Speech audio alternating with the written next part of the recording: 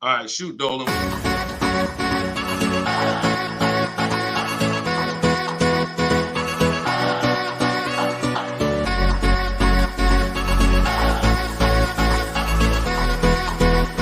The worst possible thing you could say when you walk into a car dealership. I spent 5 years with Mercedes-Benz, 5 with General Motors, and the worst thing a person could say when they walk in is, if you could just get me to this payment, we got a deal. So your loan's probably still like 19, which means you got to pay to get out. You're upside down. It's called negative equity.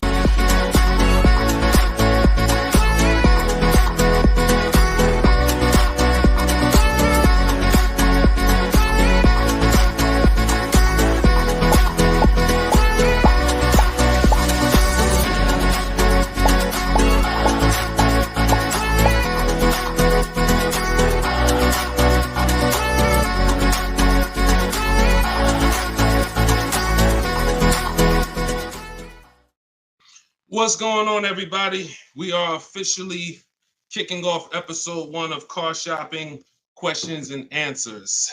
I am your host, Deshone the Auto Advisor. We're going to do this show for about an hour. I'm excited to get really down into the nitty-gritty of showing you how you can buy cars, lease cars, and get below market prices. And if you don't know me, I spent 14 years in the car business, 5 with Mercedes-Benz, 5 with General Motors. And now what we do is we devote our time and our energy into teaching you how to car shop with strategy, how to understand the things that you haven't been taught to understand. So we do rapid fire Q&A. And no matter where you're at, I want you to start typing your questions. We're live on 4 platforms right now. And this whole broadcast is going to be sponsored by my new book. It's a digital book. It's called Cars from Home: 7 Steps to Saving Time, Money, and Avoiding Dealerships. There's a link in every single post, so you can get your copy at 75% off for the next 30 minutes. But while we're here, let's go deep. And everything I'm going to be teaching you is going to be out of my book. And all of your questions are going to be answered in one of our 7 steps. So start typing your questions. I got my man Dolan in the background. I see a lot of people on TikTok, but I don't see the questions coming in on TikTok yet.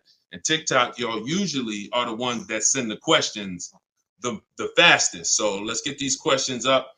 And so Dolan can start loading them onto the show and we can get down to business. So Dolan, kick us off when you're ready. 75%. Yes, 75% off is today, SS. That's from YouTube. Yes, you can get it for the next 30 minutes.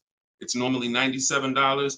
But it'll be in your inbox in about 5 minutes at 75% off. So let's go, Dolan. When you're ready, if we've got the first question, let's kick it off. Okay, this one's from YouTube. Hello. Thank you for all your advice. We're looking at the car on Copart, and it was a salvage title. What is your experience with these types of auctions? So I don't get into teaching about salvage titles. I'm going to tell you why. I consider that to be like foreclosures. I'm not telling you that there's anything wrong with these cars. What I am saying is they're like foreclosures in real estate, which means you should be learning from someone who actually lives that life every day, because there are many risks. When a normal person starts entering into a high risk market, the rewards could be high, but also the risks are high. So I would tell you to find someone who's buying salvage titles, buying at auction, and learn from that person. Okay, go ahead, Dolan, shoot the next one up. Okay, this one's from Instagram. I got a lease with Nissan, not looking to go back to Nissan. Should I buy it out and then trade the vehicle in for what I want? This is a great question. First of all, can everybody hit the share button? And if you're on TikTok, can y'all just start tapping the screen and light this up? Because we want to set people free, and it takes all of us to do this. It takes the people who are committed to this mission. You want to save money. You also want your friends to save money. Tag somebody. They'll thank you. So this is a great question. The only time it makes sense financially to buy a lease is when you're keeping it another 8 years. I'm going to tell you why. I'm teaching something called the 8-year rule, because what you guys have to learn is the unseen expense. The unseen expense is depreciation. That's the expense you haven't been taught to see. You haven't been taught to focus on it. It's depreciation. That's the reason why when you buy a car today for $30,000, tomorrow, if you tried to sell it, it's not worth 30,000 anymore. It's worth 25. It's worth 24, whatever. That's depreciation. So when you keep your car long term, your car's value goes down like this. But when you keep it long term, the depreciation starts to level out. When you buy your lease, all you're doing is buying a pre-owned car. That's all you're doing. Yes, it's a lease that you had, but you have to start seeing it as it's just a used car. So you want to ask yourself, should I buy a used car and then turn around and sell it? That's what you're talking about. Now, Coach Mojo, we don't buy leases. What we do is we see if we can sell them for a profit. If you didn't know you could sell a lease, I want you to type a 1 in the chat. We're going to be peeling back a lot of things you're going to discover as you listen and you stay in this community. You can sell a lease. Most of you have heard of the term lease with the option to buy, but you're not familiar with lease with the option to sell. You have those rights no matter what. 9 times out of 10, we're going to exercise our option to sell. And how you sell, there's 3 ways to sell. There's 3 different types of what I call an equity assessment. This is step 2 in my book. You must do an equity assessment. If you have ever dropped your lease off to a dealership and you haven't done this, then you could have given them thousands of dollars without knowing. So what you're going to do is do an equity assessment by calling the bank, finding out how much you owe. You want to get your payoff. That's going to tell you, let's say it's $18,500. That's your customer payoff. Now what you want to do is you want to see who will pay you more than that, or at least that amount. And we don't go to dealerships for that. We go right online. This takes 20 minutes to do. We're going to go to CarMax.com, Driveway, Carvana, Kelly's Blue Book Instant Cash Offer, AutoNation, and Car Guru Sell My Car. This is going to get us 6 offers, cash offers. See, our cars are not worth what an algorithm tells us our cars are worth. Our cars are worth what a person is willing to pay for today. And when you see those numbers, that's going to tell you if you have equity versus not having equity. So the short version of your question is, Coach Mojo, you shouldn't be buying your car unless you're planning on keeping it another 8 years, because we teach something called the 8-year rule, which is if you're not keeping your car 8 years, you're not going to outlive the depreciation drop in value. So you shouldn't be buying it. You should be leasing. And I know a lot of you probably, you're well, Deshone, I was taught never lease. I was taught don't lease. I was taught don't lease. Well, you're going to find out the more you stay here, as you just dive in to financial numbers we go over, you're going to see that that's bad advice. And unfortunately, millions of people have been subject to bad advice that has been costing them money. Okay, so we'll go more into detail on that. There's only 2 ways to beat depreciation. Long-term ownership, that's our 8-year plus people. If you're keeping your cars, your next car, if your plan is to keep it 8+ years, I want you to type K in the comments for keeper. Type K in the comments if your next car, you're like, Deshone, my next car, I want to keep it at least 8 years. I want you to type a K. All right? Now, if you are not keeping your car at least 8 years, then you should be shopping for a lease, because that's how you're going to avoid depreciation. We're going to talk more about leasing, because you cannot just get any lease. You have to get what I call a good value lease. We'll go more into detail on that. But that's the foundation, Coach Mojo. Answer those questions first before you think about anything else. All right? Go ahead, Dolan. Shoot the next question up, man. Keep typing the questions, y'all. We're bringing them from all platforms. This one's from TikTok. What to do if you have no pre-approval letter, even with a 730 score? Okay, great question. We don't focus on pre-approval letters. What we focus on is making sure, all right, so I teach something called the bank bidding war. Everything we're going to do from now on is going to be a bid. Could y'all keep tapping the screen on TikTok? I see y'all running the lights up. When y'all keep tapping the screen, what it does is let TikTok know, listen, more people need to get over here, because we're talking about something that everyone needs to hear. So I appreciate y'all. Look, they're running them up. What to do if you have no pre-approval letter. So we were taught always get pre-approved. But here's the problem. People got onto it. Whenever we do something and the public starts moving in a way, the big companies adjust to it and they find a way to infiltrate it. Most of the companies that you're trying to get pre-approved from, that I'm trying to get pre-approved from, their goal is to isolate us. Something called restricted pre-approvals. I'm gonna tell you what a restricted pre-approval is and why we stay away from them. A restricted pre-approval limits where you can shop. We'll approve you, but only to shop with Carvana. We'll approve you, but only to shop with our dealer network. We'll approve you, but only to shop with a drive time dealer. Because a pre-approval is the whole purpose when you learn how we shop, which is to shop wide. When you start seeing to shop wide and get multiple offers and see the entire 100-mile radius within where you live as a huge market where people are competing to sell you a car, you'll start seeing why we never want to deal with a restricted pre-approval. So what we do is we use something called the bank bidding war. The only way, how many people have asked themselves, did I get the best interest rate? Type dollar signs. If you've asked yourself ever, you bought a car and you said, did I really get the best interest rate? Type a dollar sign if you've wondered that. See, the only way to get something we call price assurance, which is to guarantee. See, these are powerful words that I want you to add to your vocabulary when you're car shopping. We need to guarantee that we got the best interest rate. How do we do that? Getting bids. Experian wrote an article. They allow you to have multiple lenders pull your credit with a hard pull and compete and give you rates within a 14 to 45 day period. Now, don't ask me why they say 14 to 45 days. That's the window. I'm going to teach you how to do it in a way where it'll only take you 2 days and you're going to let tons of people run your credit and you're going to guarantee you got the best rate, and it's going to weigh on your score like one hard inquiry. So if one hard inquiry would have dropped your score 9 points, natural. We buy a car, a hard inquiry is going to drop our score. That's natural. But we're going to get 20 hard inquiries and it's going to drop our score the exact same way. This is how it works.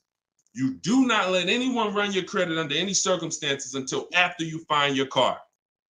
In my book, I have something called the Perfect Budget Calculator. I created this tool. What it does is it's going to tell you, it's going to give you multiple goals. It's going to tell you exactly what car you can afford. It's going to tell you how to be under your max monthly payment. And you put everything you want to put in, what your max monthly payment is, we use the standard interest rate. So whatever the interest rate is at this time, we use that. Budget. The only purpose for a pre-approval is to budget. Think about some of you who are homeowners. The only purpose in getting pre-approved was to budget so that you can go buy your house, right? You with me? That's the only purpose. If we don't get pre-approved, we don't know how much we could afford. So when we do, what we do is we take the average interest rate, and that's what we're going to use to estimate our payments. This is in my book. See, I created technology. So some of you are saying, Deshone, is this just a book? No, it's not just a book. I have links in there. I have links to videos in there. I have platforms that I've created and calculators and tools that I created that I wish I could refer to you. No, but they're only in my book. So you can get the book. I'm going to teach you how to do things the manual way. Some things you could say, Deshone, I could do that manually. But if I'm telling you about a tool I created to use so that it can budget for you, then the only way to get it is to actually get my book. You can get it for 75% off in my TikTok bio. You can get it in my Instagram bio. You can go to deshonesbook.com, or you can scan the QR code and get your copy for 75% off for 30 minutes. But when you budget, you know exactly how much you can spend on a car, and you go find your car under that budget. The Perfect Budget Calculator is going to give you multiple goals. See, here's the problem. When you go out shopping for a car, you notice how you have a budget in mind and you typically tend to go over it. You say, I don't want to spend any more than $500, or I don't want to spend any more than $30,000, but you usually end up going over it. because you don't factor in tax, you don't factor in how long the loan, you don't factor these things in. Okay, well, how much? They said I'm pre-approved for $30,000, but what does that equate to in a monthly payment? It's broken. It's a broken system. When we go out, we find the car we're looking for. That's when we are going to now let people run our credit. Never before that. We go out, you find your best deal on a car. That's when you come home and you let multiple people run your credit and fight it out to give you an interest, to give you a loan. See, because if you open up, if you let people run your credit before this, now they're going to give you a time limit. So even this is all answering this young lady's question about pre-approvals. The reason why they're garbage is because if it's a hard pull, they're garbage, because now they started that window that I told you about. You got 14 to 45 days and it starts to count down. Now you're trying to rush and find a car. Some of us, it might take us 3 months to find the best deal on our car. If you got a pre-approval and the time is expiring, you're shopping with your back against the wall. Second reason it's garbage is because once they give you a pre-approval, you are now tied to them and you don't have the opportunity to bid, and it's just garbage. So do what I'm telling you to do.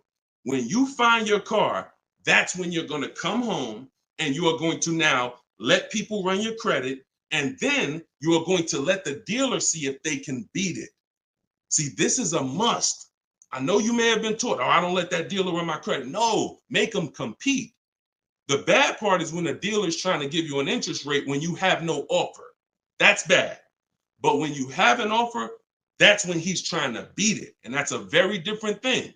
You tell him, hey, I got 7.2 from whatever bank. That's the best offer I got. Okay. Now that dealer goes to work with their 7 to 12 bank. Hey, listen, can we beat this? And when he calls you, he's going to tell you one or two things. Hey, good news. I was able to beat that interest rate. In which case, you what? Guarantee you got the lowest interest rate. Or he's going to say, listen, I tried my best. I talked to every bank I got. Nobody could beat that rate. In which case, what? You still what? Guarantee you got the best interest rate. So the only way we're going to be able to do that is with bids. We're going to stop negotiating. We're going to start making people bid. That's what we're all about here. Go ahead, Dolan. Shoot the next one up. I'm going to try to get through these. I'm going to try to give, see, I can't do short answers to some questions. Okay, hold on. Yeah, hold on. Link to 75% off is not working. Are y'all able to click it on TikTok? Let me know on TikTok if y'all are able to access the 75% off.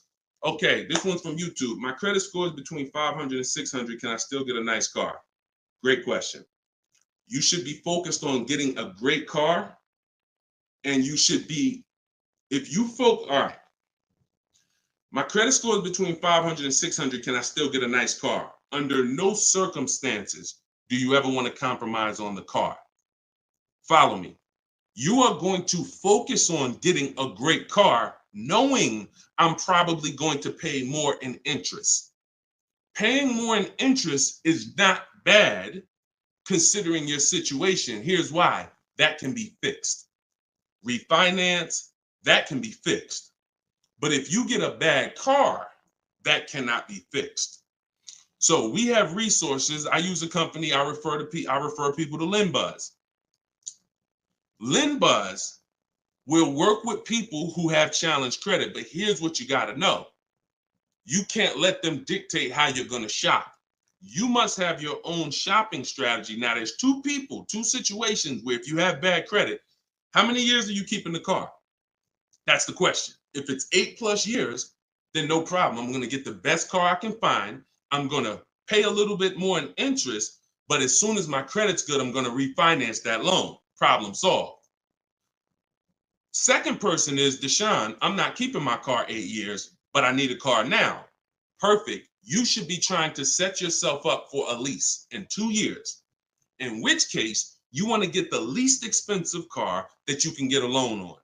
10,000, 12,000. You're going to use that perfect budget calculator, or you just want to say 10 to 12,000. You're going to try to find a car in that range. I'm going to tell you why. In 2 years, when you go to trade out of that car, if you go and buy yourself a $20,000, $30,000, $40,000 car, you're going to have a bunch of negative equity. And what that's going to do is that's going to stop you from getting a lease. This is what people do. oh, Deshone, I couldn't qualify for a lease, so I'm gonna go out. I want to get that Dodge Charger with the big engine in it because I can't sacrifice for 2 years. I can't be out here looking like I don't have a nice car. Problem. I can't help you. But if you're willing to say, because I'm gonna tell you why. I'm gonna tell you why. When you get that Dodge Charger, you usually forced your way into it, bought an older one, paying a high payment, high interest. So in 2 years, when you think you're gonna trade out of it and go lease, you're gonna have a hard time because the negative equity is gonna be so severe. And when you have that $600, $700, $800, $900 car payment, chances are you might miss one of them. This is a disaster because we can't sacrifice. So what I'm telling you to do is say, all right, if Deshone's telling me that the best move financially is for me to be leasing because I'm not keeping my cars 8 years, I need to be getting great leases, but I can't qualify, then my mission is to qualify. That's my mission. So when I look at what that take, what did that take? That means I'm going to get a car now, and that's going to be my sacrifice car. That's going to be my car that I drive for 2 years, build my credit. It's not going to be my perfect car. My perfect car is going to be when I drive a brand new lease off the lot 2 years from now. This is my setup car. So I'm going to make sure I get a low price car where I won't miss a payment. I'm going to build that payment history. I'm going to have minimal negative equity. And then in 2 years, I'm going to make a power move. That's the short term and the long term. That's why it's important to know, is this a long-term car or is this a short-term car? Very important to know. If it's long-term, I told you what to do.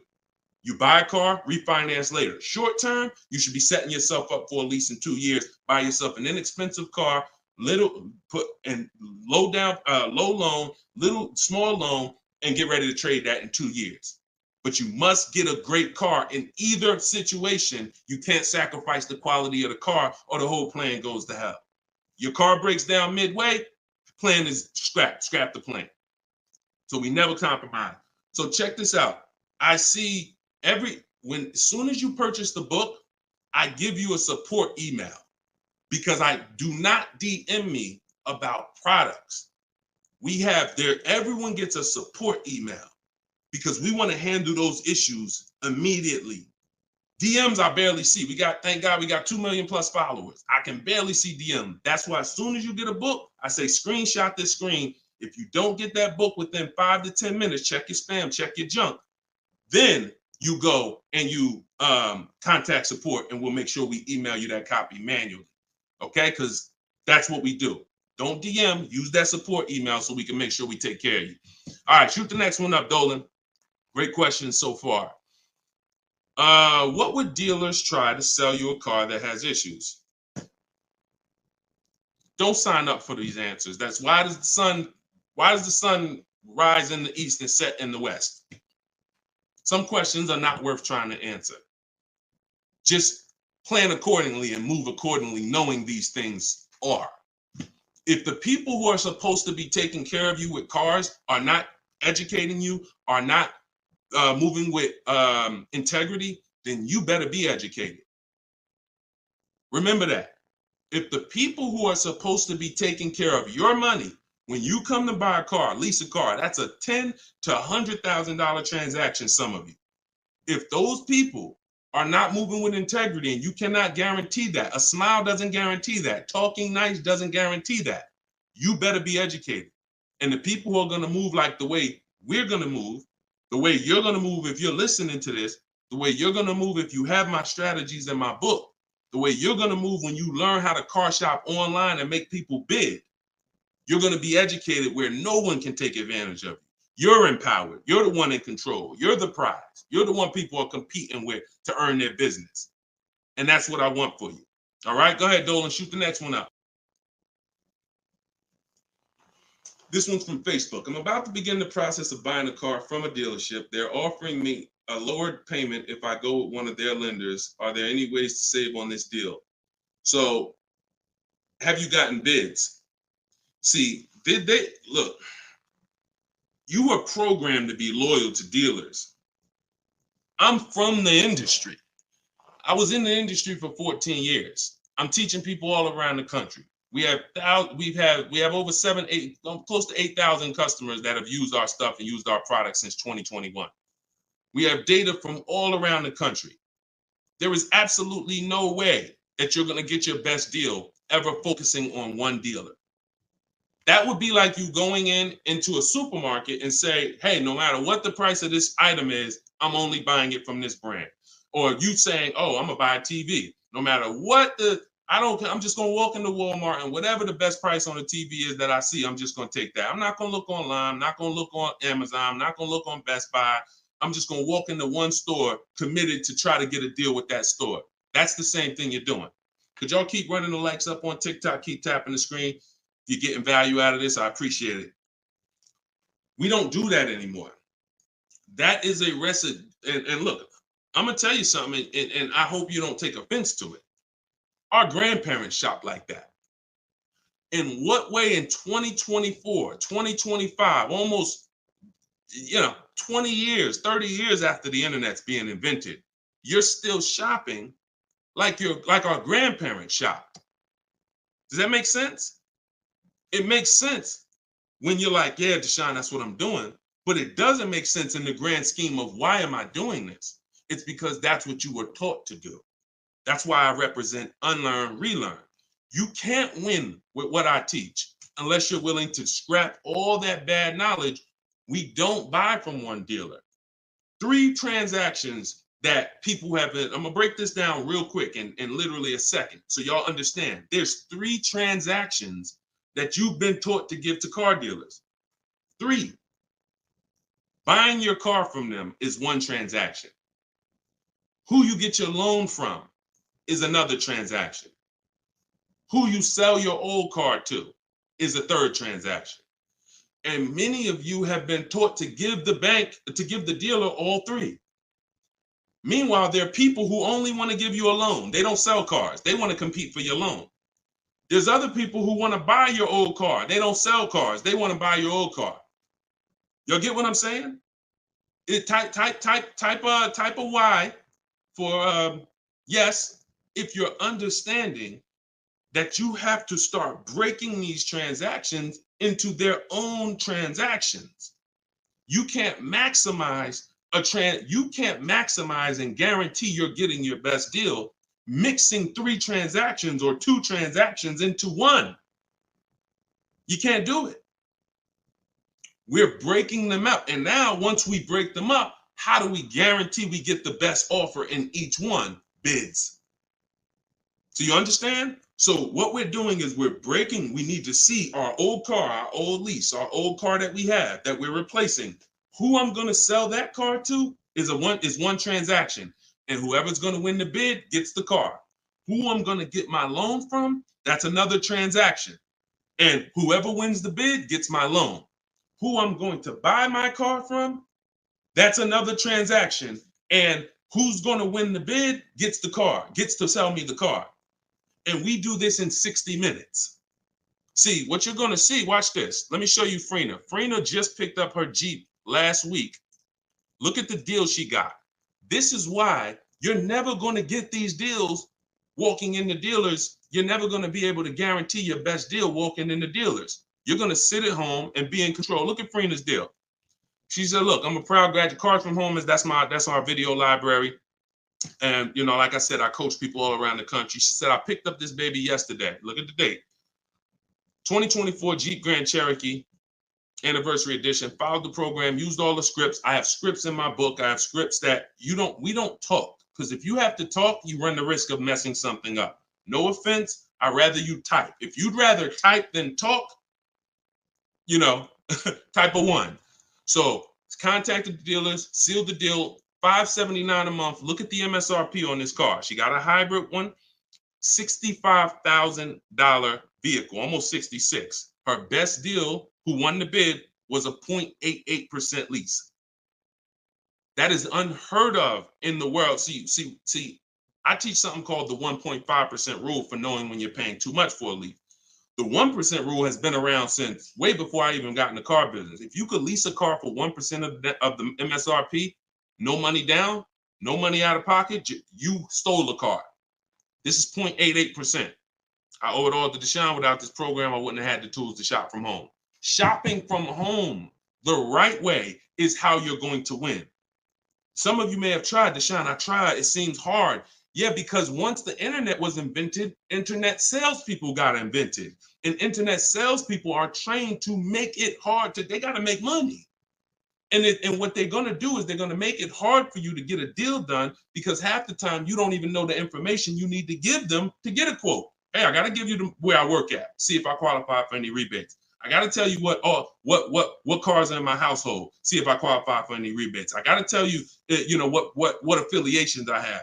I got to tell you what my date is. I have something called a no later than date. What's my deadline? Hey, I could buy a car, Deshone. I don't need a car for about 3 months. Should I start shopping now? Yes, you should. Because if you get in the market now and you can buy a car today, but you don't need it for 3 months, that's called leverage. See, most people walking in the dealers, they're like, hey, I need a car this week. I need a car today. That means the car that's coming 6 weeks from now, they can't benefit from that. You can. But you got to learn how to give this information. And this is why when you try to shop online, you have a hard time, because you don't know. You're defensive and you're like, I'm not giving a dealer what they need, but I'm also not staying in a position where I don't give them too much information where they can use it against me. So that's what we'll learn. Everything I'm teaching you is, if I can boil it down to a couple simple things, mastering the science of shopping from home. That's why my book is called Cars from Home, 7 Steps to Saving Time, Money, and Avoiding Dealerships, and making people bid for your business. We can sum that. Once you master those 2 things, you're going to save more money in 60 minutes than you ever saved going into dealers 2, 3, 4 times, spending hours in there. And you're going to have price assurance, which is guaranteeing that you couldn't have saved any more money. That's what Freenah has. That's what I want you to have. Go ahead, Dolan. Shoot the next one up, brother. Keep typing your questions, y'all. We're bringing them in from all platforms. Let me bring Freenah's pick down. All right, perfect. Shoot the next one up. All right, I'm trying to fly through these, y'all, but I can't give short answers. You get what I'm saying? I got to give you the full answer. Can you get a great deal on the lease vehicles on a Range Rover? Okay, great question. You can't control the lease program. The lease program is what's going to dictate when the dealer wins the bid. Let's say a dealer, I always teach, when you start getting bids on a lease you should see about at least a $3,000 to $5,000 difference from your best offer to your worst offer. Now, sometimes it's more drastic than that. You're doing it, you'll see a $7,000 difference from your best offer to your worst offer, but you need to see a spread. I'm going to tell you why. 80% of dealers are overpriced. So when you start getting offers, if you don't get enough offers to where you see that spread, you haven't gotten enough offers. I teach you need to get at least 5. In my book, I have something called the 25 to 5 strategy. So once the whole purpose of a bid is to find the dealer that's willing to discount the car and sell the car lower than all their competitors. And if there's any rebates, to disclose them to you. That's only going to come through bids, because you don't know who you're dealing with. An 80% dealer is not going to tell you all the rebates. An 80% dealer will tell you, okay, yeah, there's no rebates, but there actually is. 80% dealer is going to say, all right, yeah, there's $1,000 rebate. Hey, but there's actually $2,500. So you can't depend on an 80% dealer. You have to get multiple offers and reveal who the actual dealers are who is going to win the bid. Now, once that happens on a lease, the lease program is in the background. And if the lease program is trash, then you're going to be over 1.5%. And over 1.5% means the payment you're paying, when it's more than 1.5% of the MSRP, that means you're paying too much for a car you're giving back. See, I was concerned to start making lease videos because I knew when people started finding out how good leasing was, they were going to just go into dealers and say, hey, work me up a lease. Problem with that is, if you don't know how to get a great lease, you're going to get a bad lease, sign up for it, and it's still going to be better than your history of purchasing. So you're going to think you won, but you left thousands of dollars on the table. So I don't want to teach you about going after leases until you learn how to get multiple offers so you can reveal the best deals. But what we do is we always with leases have 3 options, because we can't control the lease program. And if we can't control the lease program, we need to have a bet. Because look, y'all, There's tons of companies out there that are offering bad leases and people are signing up for them, especially some luxury brands. Every car has a different lease program. Luxury brands will say, hey, we're going to put a bad lease out there because we know we can ego sell people, which means, hey, come on, Mr. Jones, come on. How long you been driving Range Rovers? Man, I've been driving them for 12 years. All right, well, come on. You really gonna leave Range Rover over a couple dollars? Yeah, but I mean, the lease seems kind of high. It seems like, I'd be better off buying the car. No. If you don't know that, they're going to ego sell you. So until people stop signing these bad leases, we are not going to get to the point where some of these banks say, all right, we got to stop with the bad lease deals. Now, conversely, opposite end, there's phenomenal lease deals out there. Like Yusuf Rena. I'll show you a couple more before we jump off the show. So it's harder to get a great lease deal because there's a lease program. It's easy to get a car if you're buying brand new through bids. Easy to save thousands of dollars. But we can't dictate the lease program. And we're not going to sign I will never say to you, sign a bad lease. Dealer will tell you, oh, look, I'm beating all my competition. Phil, man, look, I'm saving you like $6,000. Man, I wish I could lower the payment, but the lease program's not good. That's okay. That's why it only takes us 60 minutes to get these quotes. We don't want to spend hours to find out it's a bad lease program. We pick a car, we get our bids. Within 2 days, we're going to know if it's a bad lease program, in which case we move to our Plan B vehicle. Okay? So everything I'm teaching is out of my new book. It's called Cars from Home. It's a digital book. It's called Cars from Home, 7 Steps to Saving Time, Money, and Avoiding Dealerships. Your goal is to master the science of car shopping from home and to start making people bid for your business. All right, that's everything it's going to show you in 7 steps, and you can get it for 75% off in my TikTok bio, or you can get it in my Instagram bio, or you can get it in my you can go to deshonsbook.com or scan the QR code. Go ahead, Dolan, shoot the next one up. This one's from TikTok. How do I get out of negative equity? 3 options for negative equity. That's it. And after I tell you these 3 options, I need you to know the cause. The cause is super important because I can give you a Band-Aid, but if you don't know the cause, you're going to continue to be in trouble. 3 options. 2 lead to a new car. 1 doesn't. Negative equity is the bad credit to people with good credit, because if you have too much, it will stop you from getting your car. So your first option with negative equity is to pay it off. Here's what happens. You want to use that equity assessment process that I told you about a little while ago. You're going to call your bank, find out what you owe. After you find out what you owe, you're going to go to those websites I mentioned: CarMax, Driveway, Carvana, Kelly's Blue Book Instant Cash Offer, AutoNation, Car Guru, Sell My Car. That's going to give you 6 cash offers. These people are bidding on cars every day. They usually put their best offer out there. In 30 minutes, you'll have 6 offers. They pay more than dealers on average. In fact, 2 or 3 of those bids you're going to get are actually from dealers. So it's a nice mix of offers.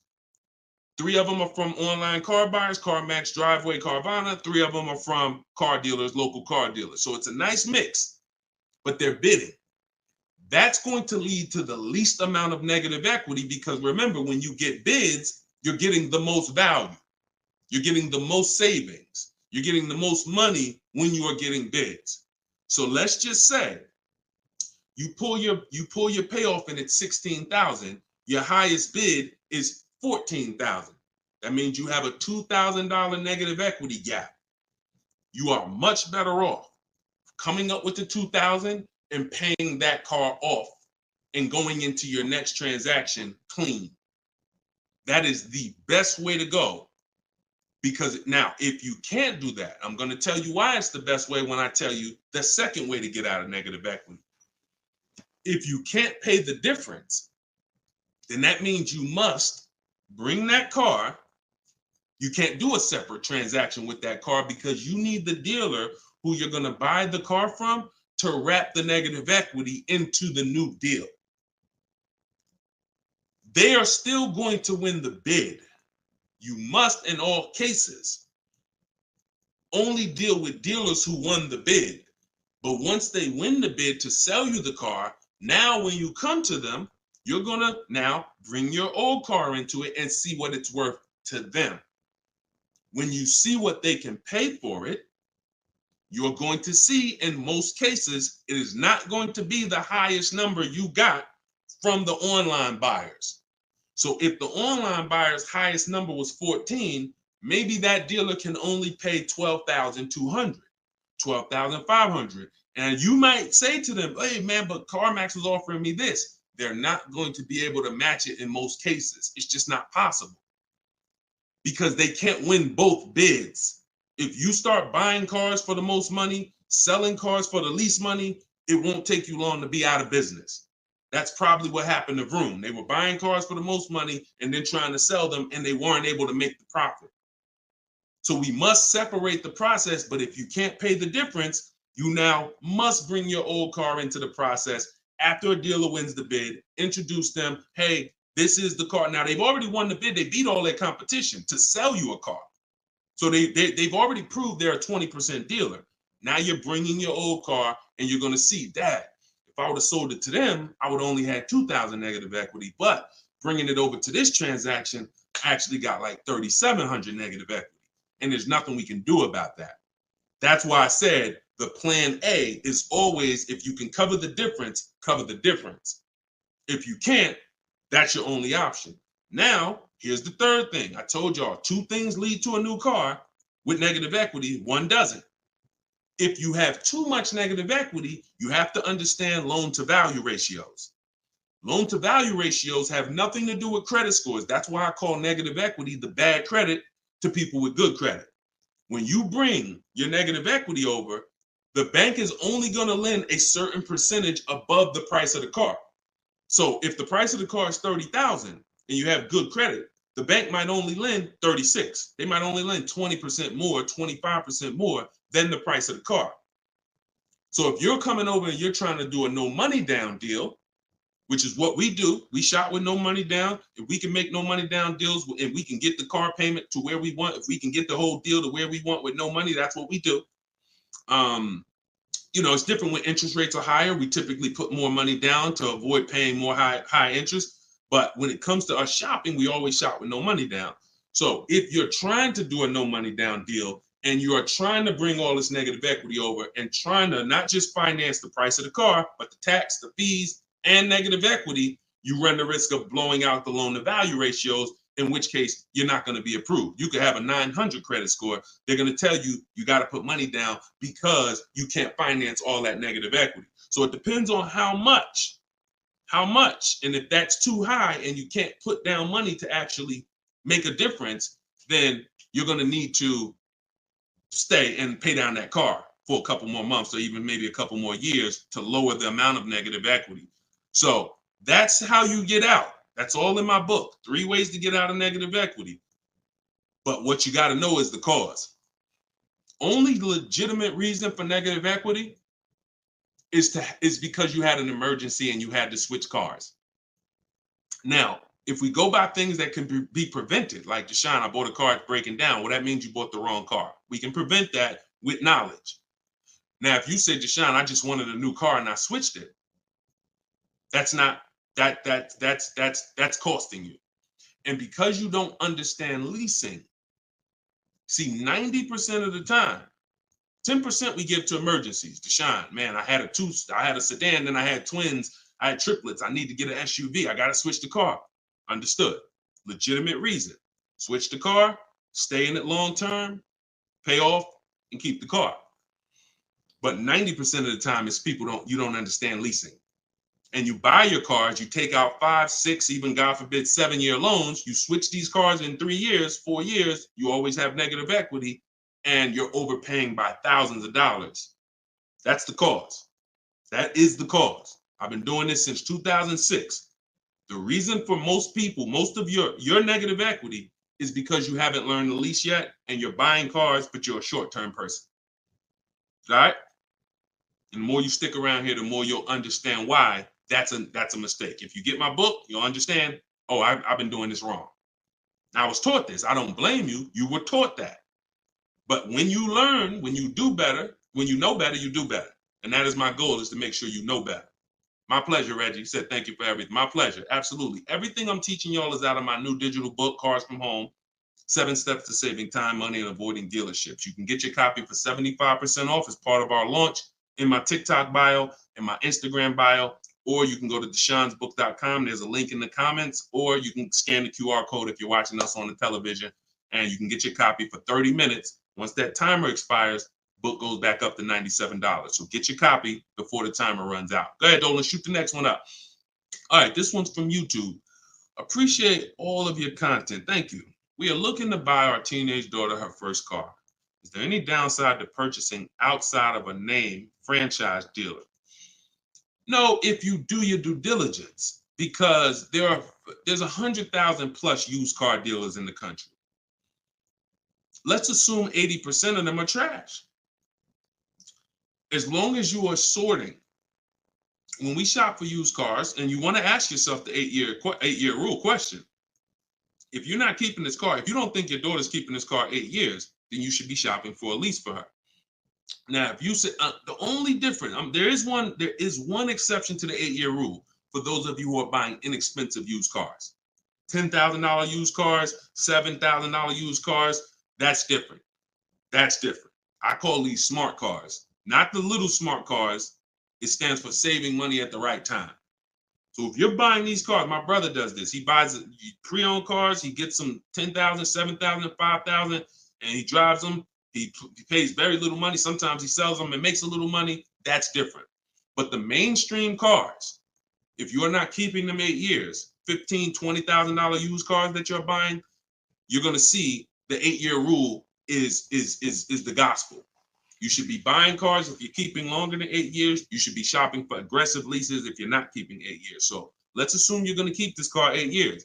When we are buying from used car dealers, y'all, we are absolutely shopping 100-mile radius, at least. That's usually where we start. And then we're going to search, and we're going to narrow down based on title history, based on service records, based on accident history. And then we need to verify that the price that they advertise online is legit, because there is something going on right now. It's been happening for a few years. They know you're looking for online prices. So what they do is they put a price online that they don't intend to honor. So the first thing, so we narrow it down based on those things. And when we get to this final step where we got our top 3, top 5 choices, we need to see who's going to do bogus fees, who's going to try to hit us with bogus fees, in which case we eliminate them. And then we narrow it down to the best one. And we need to pull the original. Listen, who's going to be buying a used car? I want you to type a U. If your next car you're keeping for more than 8 years is going to be a used car, type a U in the comment. In the comment section. Or if you've purchased a used car in the past, type a U in the comment. Type a U in the comment. Okay, Snowman, I see you. Felicia, I see you. Miss Bambi, I see you. Reginald, I see you. Okay, so we got a lot of people. Okay, all right, we got a lot of people who are going to be buying a used car or have bought a used car in the past. What I just told y'all is how we're going to talk about how we're going to get a quality used car. Plus, I do something. Step 4 in my process is we have to do a longevity check. Some of these cars have data that shows they don't last more than 80,000 miles before the transmission goes out. If you don't know that, then there's nothing you can do but be surprised when the transmission goes out at 78,000 miles. So we always want to do a longevity check on Google. We search these things. But the other way, what I just told y'all is how we make sure we're getting a quality car. Accident, title history, service records, accident history. But when it comes to now the value, Deshone, how do I make sure I'm actually getting a great price? How do I make sure that the car I'm buying is the best price in the market? We need to know the original price of the car. We need to know what the car was brand new.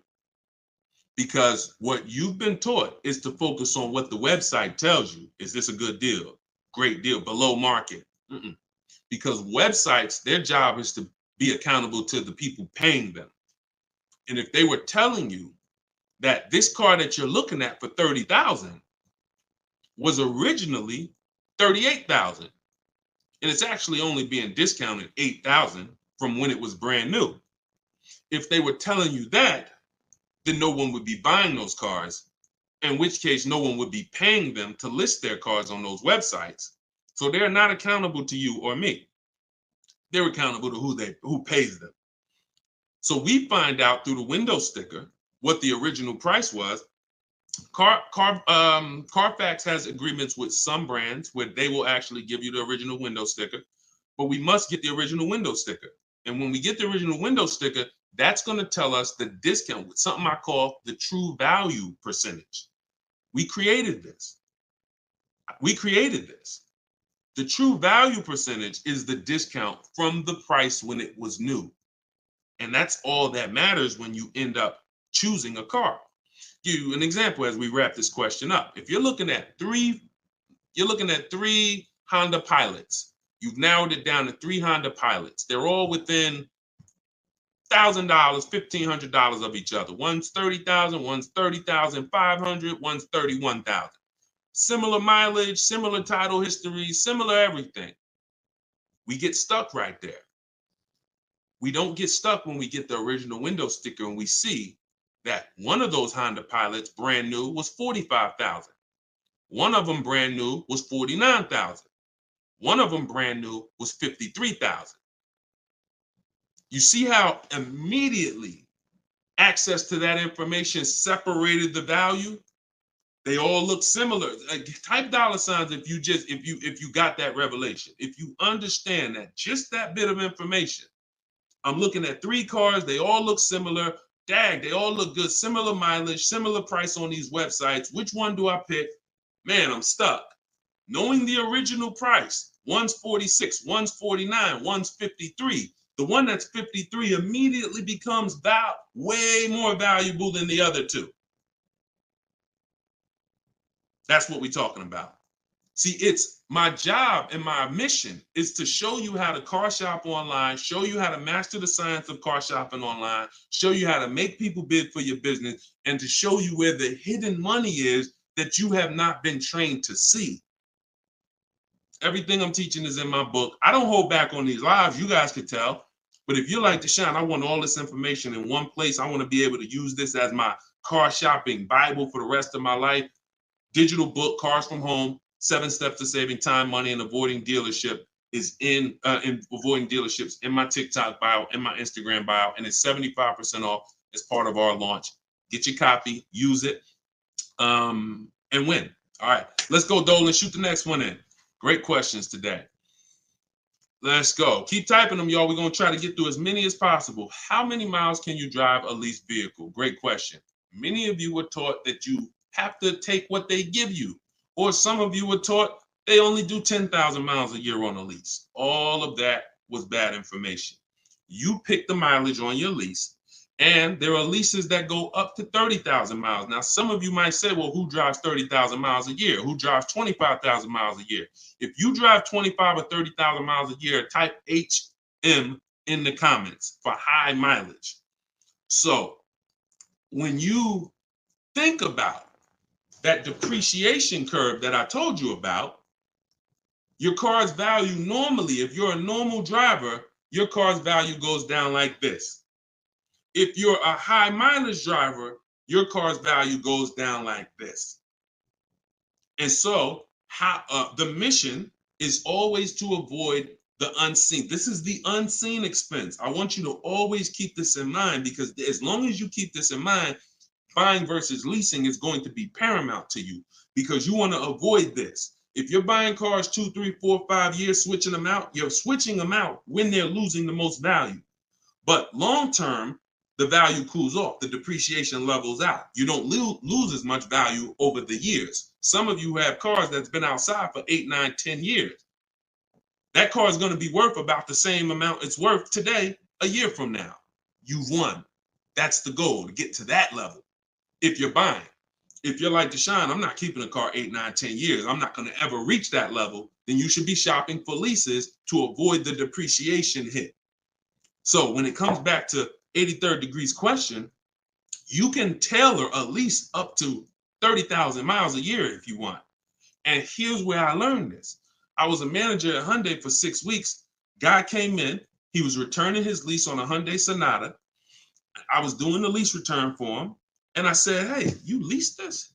He said, yeah, I always lease. I'm in sales. I'm on the road every day. I used to buy my cars, and I would have a bunch of negative equity all the time. I was just losing thousands of dollars every time I went to replace the car. It wasn't worth what I owed on it, and I just kept rolling it over. I stopped doing that when I found out about leasing. Now, same time he's telling me this, I know that I've also sat with people who came in with high mileage with 10, 15 grand of negative equity. So what he's telling me, I've experienced, and I'm trying to help these people and dig them out of this hole and help them get another car, but they have a ridiculous amount of baggage from the old car. So he told me that, and I saw his payment.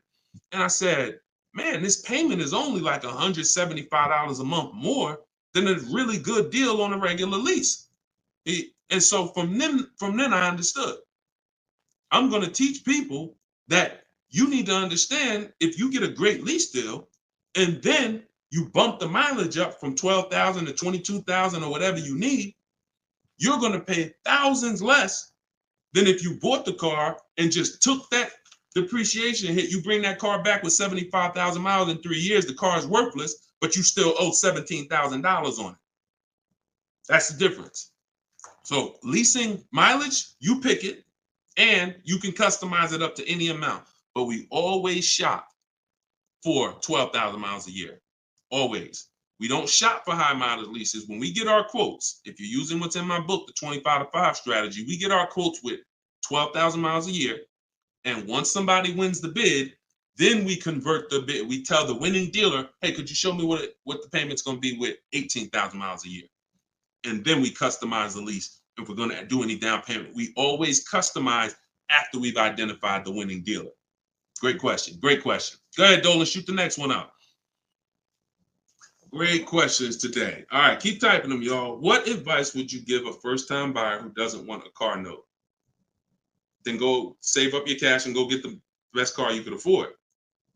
But why is it we always, Whitney, just send an email to support.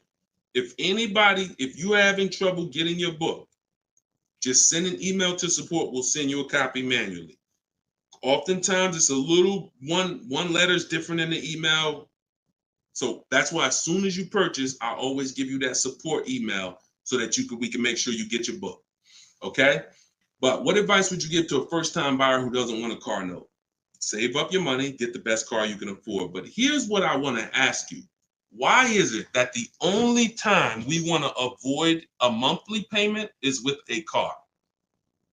We don't say to the electric company, I don't want a monthly payment. We don't say to the water company, most of us who are buying a house, we have a mortgage. Most of us who are renting, we pay rent every month. Why is it that the only thing that we say we don't want a monthly payment on is a car? Why? Now, I'm not telling you paying cash for cars is bad, but I'm telling you that if you're dealing with a mindset that is, I'm going to pay cash and save up and get a car that is less than a quality car because I don't want a monthly payment. So I'm going to get a car, save up, scrape together some cash and get a car that is less than I could actually get if I used a little leverage, little loan. See, there's something called over leveraging. I'm going to take a 7-8 year loan to afford a car. That's called over leverage. That means you're trying to get a car that you truly can't afford, but you're going to use the bank's money to actually do it. That's over leverage. That's like going in and saying, hey, I'm going to get a 50-year mortgage because I don't want to buy a $300,000 house, $400,000 house. I want to buy a $600,000 house. So I'm going to get a 50-year mortgage so that I could afford the monthly payment. When you do this, there's, again, cash buyers. Nothing wrong with that. But I'm concerned with the mindset, the reasons why. Because the reason why it makes sense to pay cash is to avoid the interest if interest rates are high. 7, 8, 9%, you want to pay cash? Great.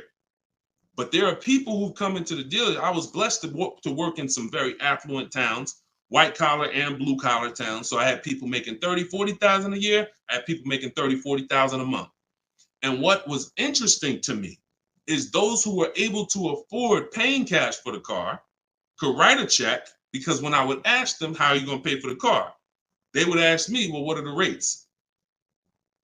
If I had a 0% interest rate or 1% or 2%, if their money was making money for them, they wouldn't put it into the car because they see the car as a depreciating asset. What does that truly mean?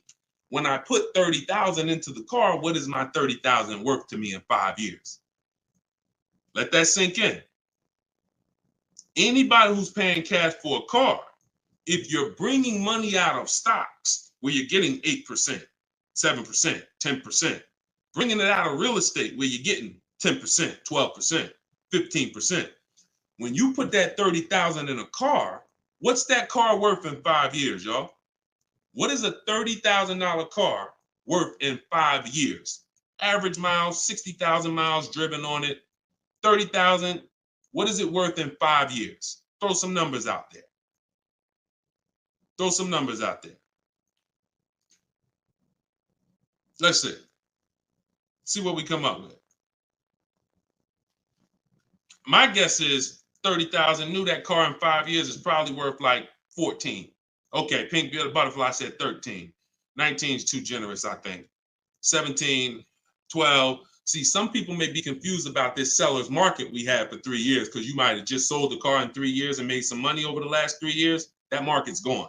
So you might have really said, Deshone, I bought a car for 30 and I sold it in 3 years. I sold it in 2022 and I got 23 for it. Well, that's never going to happen again unless we have another, worldwide inventory shortage, in which case resale values go up. Normal market, yep, 12, 13, 14, 15 generously. So a person who's looking at their cash and what their cash is doing for them, they look at that. I put that money in my car, 30,000. That money could have been in the market, and that 30,000 in 5 years could have earned me another 6 grand of interest, 7 grand, in which case I'm up. But at that 30,000 in the car is worth now 15 or 14. So these are the things. I don't teach one size fits all. I teach custom. I teach, it depends on what you're doing with your money. If your money's invested and interest rates are low, then leverage a little bit. If your money's not invested and you're like, Deshone, I got my money in the mattress, I got my money in the bank, I'm not really doing anything with it. All right, pay cash, keep things low. Keep things low. If interest rates are high, pay all the cash, higher down payments, get the loans out of here faster. That's why, see, one size fits all car buying advice, I hate. That's what has failed you. This one size fits all formula. Everyone should do this. Everyone should pay cash. Everyone should get a used car. That one size fits all, no one should lease. One size fits all formula fails every time because it doesn't take into account real finance. All right, go ahead. Great question. Go ahead, Dolan. See, and I'll answer the question and then go into a little spin-off answer. All right, this one from Instagram. If I want to keep my car for 8 years, should I finance the car? Absolutely. The goal is to get the best car and the best value.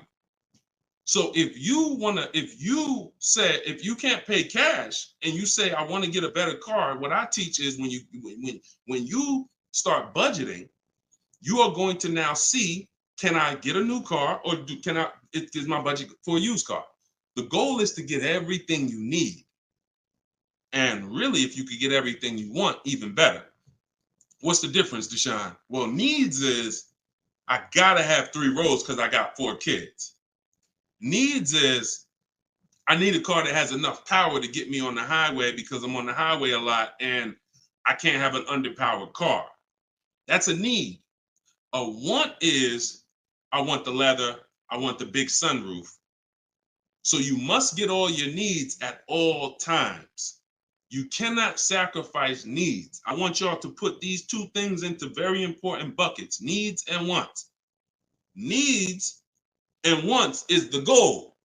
Once the budget gets compromised, once you get out there, if you see I can't get the car I want with everything I need, everything I want, the wants have to scale back.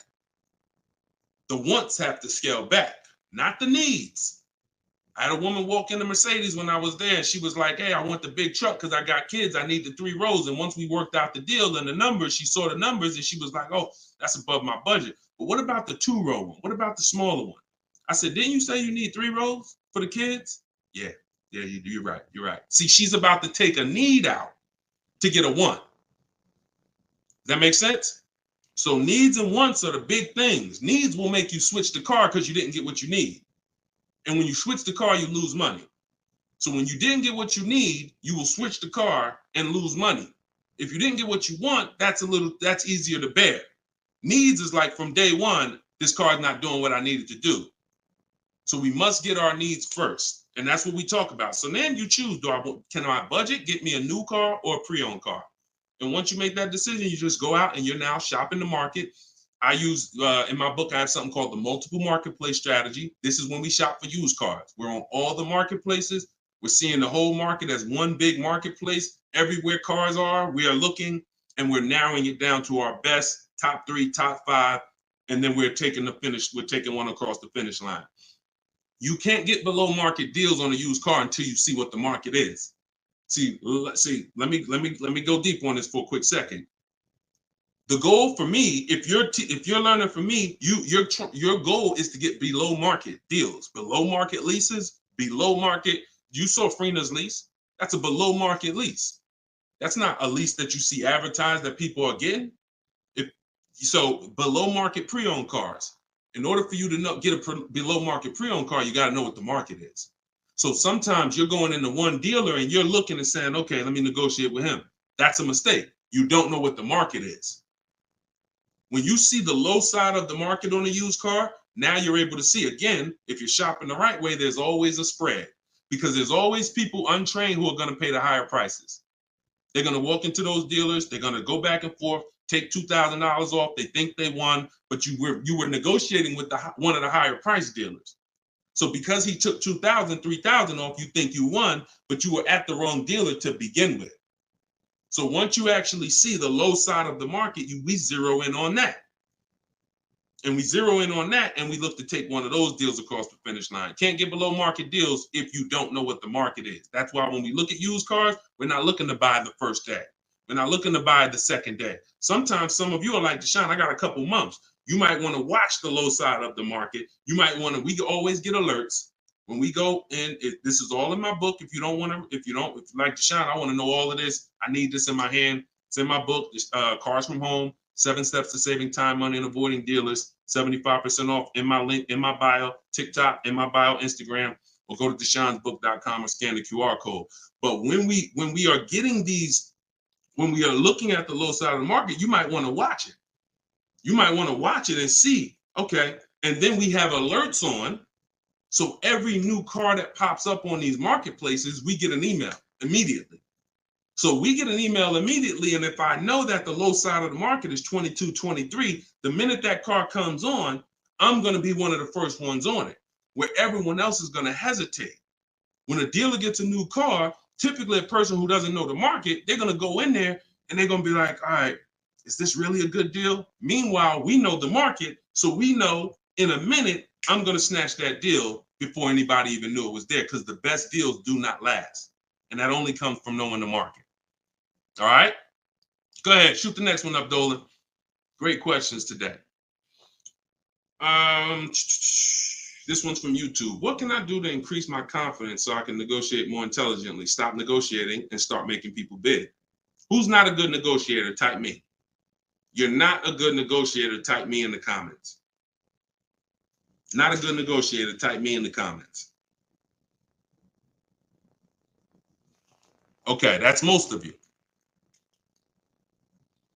And I'm a good negotiator, but you can't get guarantees being a negotiator.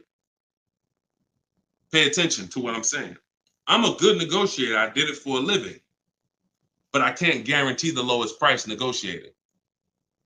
The lowest price only, the guarantee of the lowest price. I could be a good negotiator. Negotiator is always going to leave wondering, if you go back and forth with somebody, back and forth, back and forth, back and forth, you always leave wondering, could I have gotten a little more? That's not a guarantee. That's not price assurance. Bids Guaranteed, because I'm getting 5 to 7 offers. I'm having in my case, I teach the 25 to 5 strategy. We're connecting with 25 dealers. We're getting 5 to 7 bids. Whoever wins the bid wins. That means you beat 25 dealers to earn my business. That means I guarantee that I paid the lowest price and I don't have to talk. That's why in my book are scripts, online scripts. That's the one part that I can't teach you. I can't teach you. It's not that I'm holding back. I can't teach you what my scripts are that are copy and paste. When they say, hey, when can you come in? My script says, hey, well, I'm actually going to be handling my whole transaction online. Oh, actually, well, we don't quote online. Okay, that's not what other dealers are saying. Should I remove you from my list? See what I'm saying? When we're copying and pasting and we know what to say to everything they're going to type, now we move things forward. We keep it on our agenda. This is all in my book, in my video library. This is what the people who have learned from me for the last 3 years have been doing. That's why you see people like Frina. That's why you see people like Pierre, got himself. He came in, got a 22 CX5. Very big thanks to Deshone the Auto Advisor, educating and empowering me to control the entire purchasing process. The perfect budget calculator really helped me figure out what I could realistically afford. With the true value percentage, we talked about that earlier in the show. Everyone purchasing a used car, true value percentage is what we use to make sure we win, price-wise. I spotted the best deal, 6 similar listings, saved over 20% off the original MSRP. I also shop for my own financing. See how we break these transactions down? You see how he's breaking the transactions down? That's how we get bids in each category. Also, I shop for my own financing, got the dealer bank to match it. See? So we're not doing the shop for my own. Oh, I'm not going to let that dealer run my credit. He knows the bank bidding war. The bank bidding war is all these people are going to bid. So I guarantee I got the best price on my used car I bought. I guarantee I got the best loan because the dealer couldn't beat it, but they were able to match it, which means it saved me the time. I didn't have to go through that. And the dealer, see, we guarantee. That's what I want for y'all.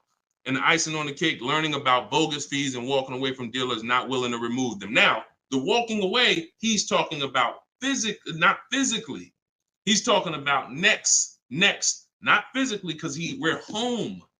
We're not going into dealers walking away. Some of you say, Deshone, if I don't get a good deal, I just walk away. That means somebody wasted your time. And when you walk away, you still need a car. So you're not hurting the dealer when you walk away. Someone's going to buy that car, even if it's overpriced, and they're going to look at you and say, well, you still need a car, so it's really your loss. When you learn to do this while you're in your living room, you'll understand I don't need to walk away ever because I'm in control. No one's going to waste my time. And this only comes from mastering the science of shopping from home. That's why my new digital book is called Cars from Home, 7 Steps to Saving Time, Money, and Avoiding Dealerships. Go get your copy for 75% off. Use it. Everything is in there, from high mileage driving strategies to leasing to giving you a video to help you understand leasing. Some of you are like, Deshone, I was taught all my life never to lease. If that's you, type me.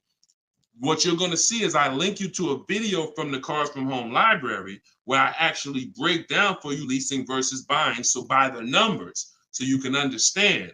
Some of you that's what it's going to take. You've been programmed so bad about leasing, you need to see it by the numbers to understand that this is costing me money, not understanding this. So that's in there. Purchasing, high mileage driving strategies, links for people with bad credit, and how you're going to get your cars even with bad credit. It's all in there. Get your copy for 75% off for the next 30 minutes. Once the timer expires, it goes back to $97. And win. Use it and win. Listen, we're an hour and 15 minutes in. We want to keep these broadcasts, these episodes. It's episode 1. If you are subscribed to my email list, you'll know when we're live. You'll know when we'll be doing these shows, and you can hop on with us. We want to do because you see all the questions. The only way I could get through all the questions is by giving y'all little short, little one-word answers. What is that going to really do for you? So yeah, we might only get through 15, 18 questions because I'm giving you the thorough answer. And when you see that a car is the second most expensive purchase behind a house, you'll appreciate the thorough answer. No one's going to buy a house and ask about financial literacy and expect a one-word answer. So we shouldn't do it with cars. When cars, we're going to buy more cars than houses. So get your book, y'all. We will be back. We'll be back for another episode very soon. If you're on my email list, you'll know. And I appreciate everybody for tapping in. This is episode 1. We got a lot more coming, and we're going to keep dropping these jewels. Keep unlearning, keep relearning. For the people that got the book, thank you. And for the people who continue to help share this message, appreciate you. We'll see you on the next one.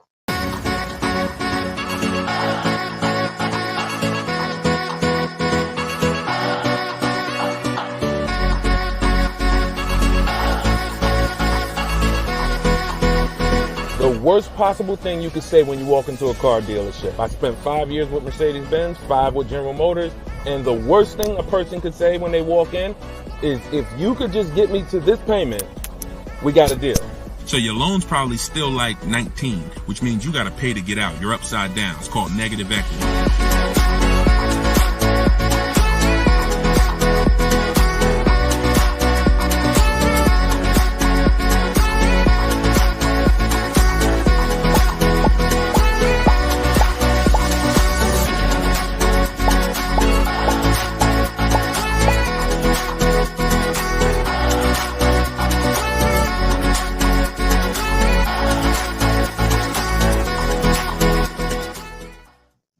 What's going on, everybody? Welcome. How's audio? Give me a 1 if audio's clear. Welcome back to Car Shopping Questions and Answers. This is episode 2. I'm your host, Deshone the Auto Advisor. We do these live shows to make sure you know the secrets, the science of car shopping online the right way, and know where the hidden money is. I spent 14 years in the car business with Mercedes, General Motors, and 4 years running my own brokerage, and now the mission is to make you smarter, make you better, help you pay less than everyone else for cars in less time shopping from home. So this whole show is sponsored by my new digital book. It's called Cars from Home, 7 Steps to Saving Time, Money, and Avoiding Dealerships. And you can get your copy for the next 30 minutes at 75% off in my TikTok bio, in my Instagram bio, or you can click deshonsbook.com or scan the QR code. So type your questions in, Dolan, shoot the first one up. We're going to be taking them from all platforms. And if y'all could start tapping that screen on TikTok to shoot those likes up, I appreciate it. So this one's from Instagram. Does it make sense to buy a car from another state to get a better price for the car? Great question. When you start shopping and getting multiple offers, you're going to see most of your best deals are going to come from dealers far away. Not always, but a lot of times the dealers that you've been buying from, they think they own you. They look at your zip code and they program people to come in. The average person shops 1.2, I think it's less than 3 dealers. So when car dealers know you only are going to shop 2 dealers, then they know they can control you, and they know they don't really have to be as aggressive. Now, when you start sitting at home, like I want you to do, and start letting those offers come to you and start looking at car dealers, like start looking at all the inventory and getting multiple offers, you're going to find most times your best deal's 45 minutes away. Your best deal's an hour and 20 minutes away, because those people are trying to beat their competition. So you're going to find, you get used to that. You're going to step out of the local business and you'll get used to actually getting your best deal. Here's the saying. We'll wrap this question up with this saying. You buy your car from who makes you the best offer, AKA who wins the bid. If you're new here, we make people bid for our business. The more time you spend with me, you'll never negotiate again. You'll start making people bid. And the second part of it is you service your car where it's the most convenient. You service your car where it's the most convenient. You buy your car from who makes you the best offer. All right? Great question. Shoot the next one in, Dolan. Everybody keep typing your questions. I see you. I see you on TikTok. We're going to bring questions in from every platform. Go ahead. This one's from Instagram. Should you buy a car from a rental car sales place like Enterprise or Hertz? First of all, that would be low on my list. They'd have to, and look, I'm not telling you anything's wrong with that. What I'm telling you is that should be low on the list. When we're looking for used cars, rental cars should be low, and they got to be better priced than the cars that are not rentals. So I'm not going to Enterprise looking for what they have. I'm going on Market. We use 8 marketplaces, y'all. When we shop for used cars, I have something called the multiple marketplace strategy. Multiple marketplace strategy is like it's you going everywhere, looking everywhere that used cars are. Example, if you were buying a TV, would you walk into Walmart and just say, all right, let me just look at this TV y'all got. All right, y'all want $1,000 for it? But no, you would be online looking at Walmart.com, right? Amazon, Best Buy, and any other website with a TV, right? Type right if that's the way you would shop. You'd look at someone who just walked into Walmart and say, why are you shopping like that? You see, so we bring the same things to car shopping. Same things. You're going to stay at home and you're going to go on these websites. CarMax is in the running. Carvana's in the running. None of these people we buy from exclusively, they must win the what? Let's go. Type fast. I want to see y'all typing. I want to have this conversation with y'all, but you got to type fast. They must win the bid. So CarMax is there. Driveway is there. Carvana's there. Cars.com is there. Auto Trader is there. Car Gurus is there. We even look at eBay Motors. So everywhere they're shopping, they're putting inventory. That's where we're looking. Now, if a rental car place has their inventory listed there, then they're in the runnings. If they have their inventory listed on their little website and they just want to sell local people these cars, no, we're not interested. We're not interested. Great question. Go ahead. Go to the next one, Dolan. This one's from TikTok. Is an extended warranty worth it if you buy your lease? I don't get why so many people are buying their leases. Make it make sense to me. Used cars. If you're not, see, we're finding that a lot of people buying their leases because they actually don't know how to shop. So when you look at the deals that we get, you in the last broadcast I showed you Freena. You've seen Greg, $527 a month, $56,000 Kia EV6. You've seen Taupe, $690 a month. She leased her car, $690 a month, $54,000 BMW. Now I know y'all are looking like there's no money down on these particular deals, and saying, oh well, if everybody's putting, if these don't look like the deals I see on the commercial, that's because they're not. You're not going to get great deals looking at commercials. Ignore commercials. But we found that people are buying their leases because they don't know how to shop. And that's not a reason to buy your lease. Because what you're doing when you buy your lease is you're buying a used car. Now, let's just say you're buying this car and you're keeping it. Because sometimes you say you want to keep the car. 8 years, I have something called the 8-year rule. We do not buy a car unless we're keeping it for 8 years. Why? What's the reason? Because the depreciation is going to ruin you. So when you look at somebody like Taupe's paying $690 for a $54,000 car. Every $5,000 a month, every $5,000 that you borrow on a loan is about $100 a month. Depends on the interest rate for a 5-year loan. 5-year loan. That car would cost somebody about $1,100 a month. She's paying $690. See what I'm saying? So when you look at the fact that that's probably what a used BMW payment would cost her, but she's driving a new one for that. So if we're not keeping our cars 8 years, this should be your mission. Shopping for a deal like this, not buying a used car that you've already been leasing for 3 years, and now you're about to put a loan on it for 5 or 6 years for the balance. Does that make sense? We are not tying up our time in cars. It's only 2 purposes. I'm going to get a great lease deal, or I'm going to buy a car I'm going to keep for 8, 9, 10, 12 years. That's it. I want to get you from being stuck in the middle. Go ahead, Dolan. Shoot the next one up. People stuck in the middle lose money. Long-term buyers don't lose money. Great lease deals don't lose money. It's those people, if you're stuck in the middle, you're the one losing the most money, and we got to get you from being stuck. Go ahead, Dolan. Shoot the next one and keep typing your questions, y'all. All right. This one's from Instagram. We purchased a car just under a year ago. Would like to release it and get something more suitable. Okay. Watch this. When you purchase a car, see, I'm always going to remind you of the unseen expense. When you see this, y'all know, if you've been on the show, if this is your first time on the show with me, type a 1 in the comment. Because I got to see if I'm refreshing people or if I'm actually teaching. First time.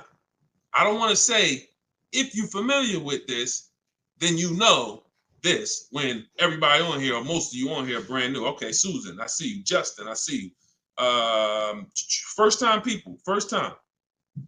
Jay Malav, I see you. Okay, Sean, Go Entertainment, I see you. William, I see you. Christy, I see you.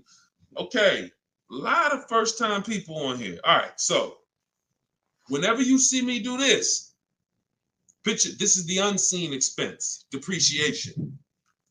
Let's explain this real quick. When you buy a car today for $30,000, what's that car worth tomorrow? For those of you who knew, you may not know, we got to type fast because I don't just talk at you, we have a dialogue. What's a car worth today? You buy a car today, what's it worth tomorrow? You bought it for $30,000, what's it worth tomorrow? Let's go. Could y'all keep tapping the screen on TikTok? Keep running those likes up. I appreciate it. As y'all tap that screen, y'all let TikTok know we having serious conversation over here and more people need to be here. Just keep tapping that screen, running those up. I appreciate y'all. Okay, so we got 29. That's not true, Sean Go Entertainment. But I want to let you know, you may have said that, but when you see the other answers, you'll understand. You buy a car today for 30, it is not worth 29 tomorrow. You lose about $3,000, $4,000 if you tried to go back and change that car. So this is answering this person's question who purchased the car just a year ago and would like to go and replace that car. $26,000, $24,000, $25,000. Depends on what the new market is. Depends on what this, but yes, you're going to lose probably 20% of the value in a day. In a day. In a year, you don't drive that car a year, you probably lose total of 20%. That's what you have to understand. You got to understand this car's value. I don't care what your payment is. Payment doesn't change the value of the asset. See, you've been taught, look at the payment. Get me out of this car, get me into this payment. That's why in the intro, some of you saw that video, the worst thing you could do in a car dealership. That video is really what introduced me to the world and letting people know payments can be manipulated, and we don't focus on payments. We want to focus on the asset, the value of the asset. So if you're buying a car, it's going down in value like this, whether you drive it or not. I give you a car today worth 30, you don't drive it 1 mile. Don't drive it 1 mile. I come up to you, I say, hey, Christy, I'm giving you this car, it's $30,000. Deshone, I don't need a car, I already have one. Yeah, but it's yours. Okay, I guess, but I can't drive it. All right, no problem. I come back a year later. You didn't drive that car 1 mile. Is it worth $30,000? Is it worth $30,000, y'all? Type fast. No. That's your intro to depreciation. So if you know that that car is going down in value, whether I drive it or not, what's happening when I drive it 12,000 miles? More, it's less, it's worth less, right? What's happening when I drive it 20,000 miles? It's worth less, right? Exactly. So you want to be aware of the depreciations, the unseen expense. So how the heck do we avoid the depreciation hit? One, you don't buy cars and replace them when they're losing the most value. You don't replace a car when it's losing its most value. Now, here's how you avoid the depreciation. You're going to keep long term. When you keep long term, so who has a car outside right now? You've had it for at least 8 years. Type me in the comments. If you have a car not at least 8 years, type me in the comments. Now watch this. I see you, Simply Cam. Okay, I see you, Rob. 9. Okay, I see you, William. I see you, Jay Malone. Okay, could everybody hit that share button if you're getting value out of what we're doing? If you've been on a broadcast, this is what we do. No one's having these conversations with you. Share, because your friend will be mad if they find out you've been listening to me, using this stuff, saving money, and you didn't tell them, and they out here getting killed. Tag one friend, they'll thank you. When you consider the fact that those of you who are on here who said, Deshone, I got a car out there, I've had it for 9 years, 10 years, a year from now, that car is going to be worth about what it's worth today. That means you won. That's the long-term purchase. That's the keeper. You got to ask yourself, step one in my book. Step one in my book is the most important question. My book is called Cars from Home, 7 Steps of Saving Time, Money, and Avoiding Dealerships. It's a digital book because I update it as the market changes. 7 steps. Everything I'm going to teach you is out of those 7 steps. The first one is the most important question, which is, how many years are you keeping the car? If your answer is 8, then I created something called the 8-year rule. You should be buying your cars because your goal is to get to the point where you're like these people that I just asked. The book is in my TikTok bio. Somebody said, where can you get the book? It's in my TikTok bio, 75% off for 30 minutes, which normally $97, but for everybody on here, you can get it for 75% off for 30 minutes in my TikTok or my Instagram bio, or you can go to deshonesbook.com in the comment section, or you can scan the QR code if you're watching us on TV. So you have to really focus, unseen expense. See, why do I have to spend more time educating you on the unseen expense? Because it's the unseen expense. When you just said, when you just did this math with me and said, Dad, I'm losing money, and I haven't been trained to see the money I'm losing. That's why you'll go buy a car and replace it in a year. Because they're switching your payments. They're not switching. They're not telling you the fact you lost $7,000 of value. They're just going to manipulate the loan, put you on a car payment you can afford, and get you to sign off on it. We're done. You're going to understand these numbers because cash buyers would never do this. Cash buyers, if you paid 30 for a car and you came back in 2 months and they said, look, we can only give you 24, you wouldn't do the deal. But payment buyers, you're the one they fool. You're the one who can't see the money. And that's why I have to teach you to see this. So this is where you want to be. Either I'm going to keep my car 8 years. Now, some of you said, well, Deshone, I'll buy used, so I don't have to take that depreciation. But I'm going to tell you something. Buying used is not going to, when you compare, that's not the solution. Buying used or new is for long-term people. 8+ years. Buy new if you can afford to buy new. Buy used if you want to knock 20, 30, 40, 50% off your purchase price and you don't need the latest and greatest. Doesn't change that if you're buying, you should be a long-term person. If you are not an 8-year person, you should be shopping for great lease deals. And I'm going to tell you why. Look at Danielle. Look at Danielle. Danielle leased an Audi, $44,000 fee. And I'm explaining to y'all why you've been taught, well, I'm going to buy used, so I ain't going to take that type of hit. But I'm going to tell you, I'm explaining something to you real quick on how that's not the answer. Leasing is the answer. She leased an Audi A3, $44,000 vehicle. She's paying $550 a month, and she gave her first payment. She said, with her first payment down. Now we're going to not use down payment anymore as a term. We're going to start saying total out of pocket. We want to eliminate down payment. Down payments can be flipped up. Sometimes you say, I'm going to put money down. They don't include your tax. So we like to use total out of pocket. But she gave him $550. She drove off. That vehicle, she's driving a brand new A3. Now I want you to picture this. Danielle pulls up to somebody who's driving the same exact car, but they bought it. Every $5,000, some of you know, is about how much a month. I talked about it a little while ago. Some of you might have seen the video where I said it. Every $5,000 on a purchase, on a loan, is about how much per month. Let's see if anybody knows. Okay. I can't wait too long. We got to type that $100. And again, I can't sit here and act like most of y'all aren't new to me. So I'm not going to assume you have even seen any of my previous broadcasts. So I'm just going to tell you the answers. Yes, Susan, $100. So it depends on the interest rate. 5-year loan, that vehicle right there, $44,000 will cost somebody about $950 a month.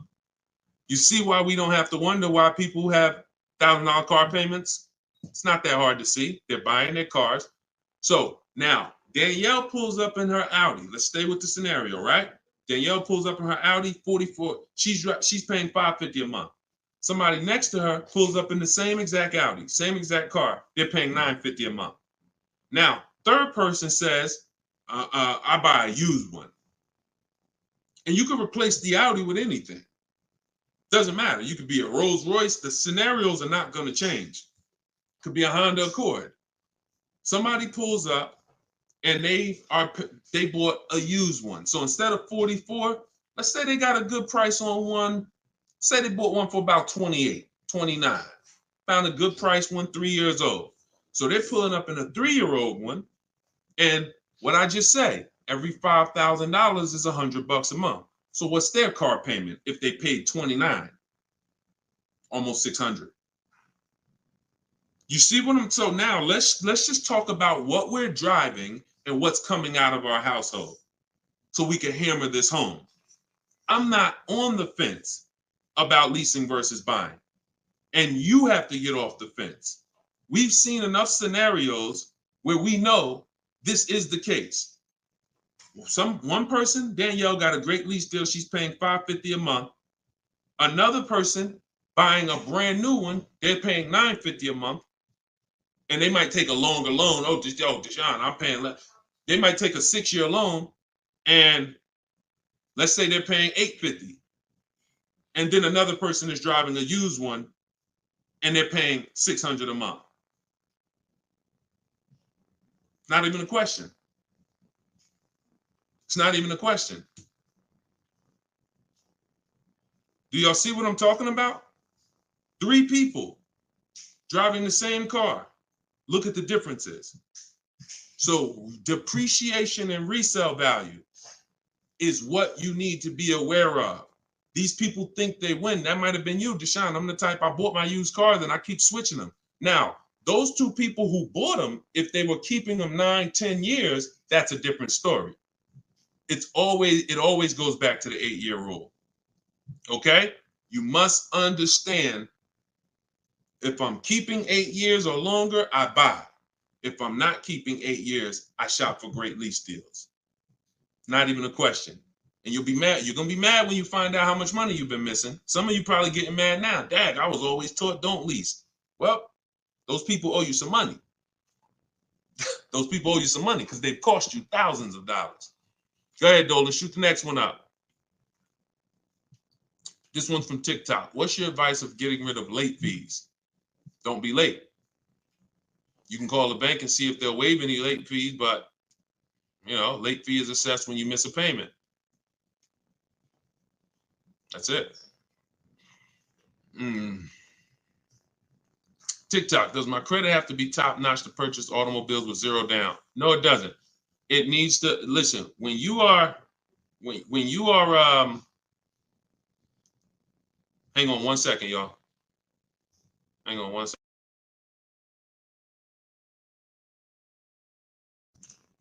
When you are buying vehicles with no money down, it's not a favor. It's not a favor. There's only 2 people who can't get vehicles with no money down. And that's people who are trying to borrow too much money, usually have negative equity that they're trying to roll over, and people who have, your credit is too bad and you can't get financing.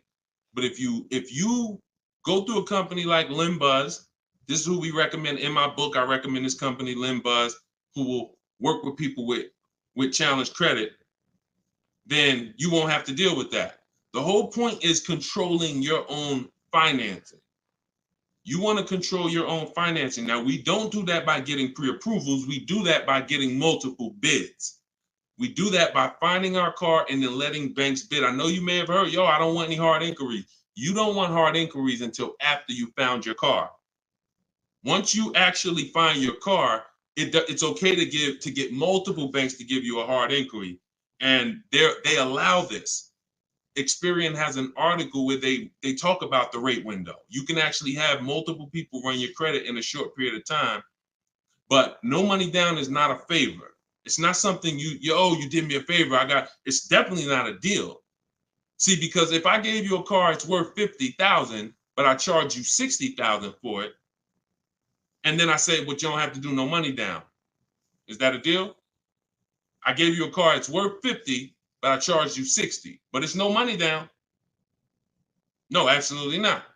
So no money down has nothing to do with a deal. The only people who can't get no money down are people who it's usually a case of you have too much negative equity. You're bringing over from your old car, and you're messing up the loan to value ratios.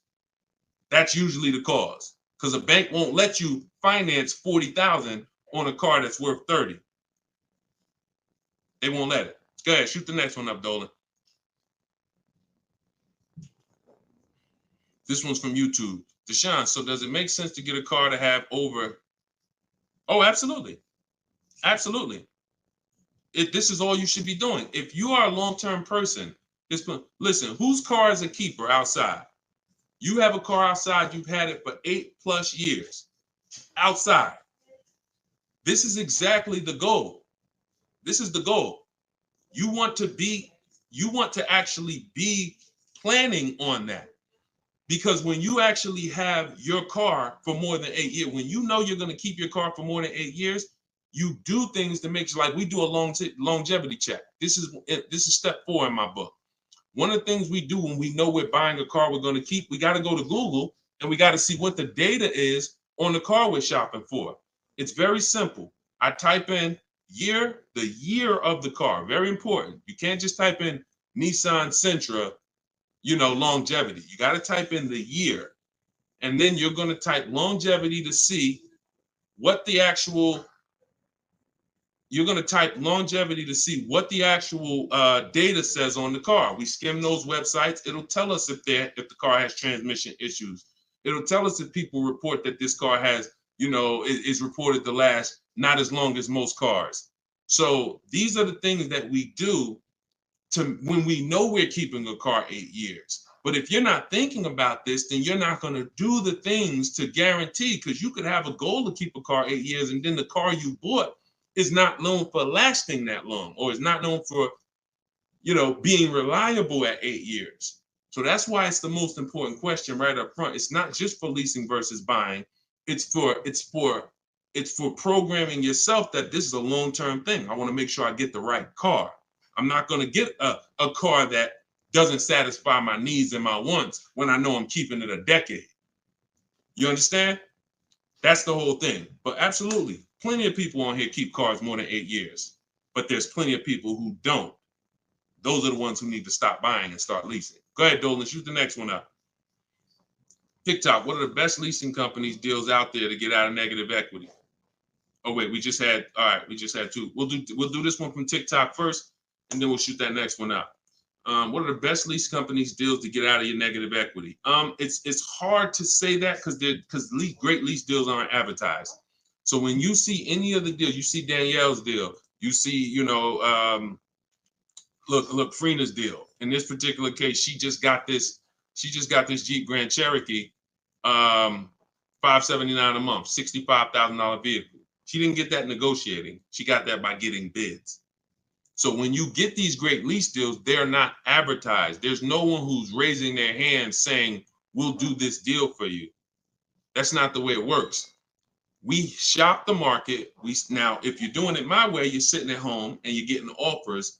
In my book, Cars from Home, I have all the scripts that teach you how to get offers on cars in literally minutes. So you'll be getting your best deals on these cars. It's going to take you hours. It's going to take you minutes sitting at home, wherever you're at, to get these deals. Once you see that, if you're moving a lot of negative equity over 5, 6, 7,000, and you don't want to do any money down, you're going to typically need a car that has higher rebates. So it's no way to know that, because we just don't know what the lease deals are going to be. So I wish Freena didn't know when she was shopping for this Jeep that it was going to be an incredible lease. Greg didn't know. We don't know until we actually go out there, because we don't pay attention to what am I trying to say? Advertisements. We don't pay attention to advertisements. So hold on 1 second, y'all.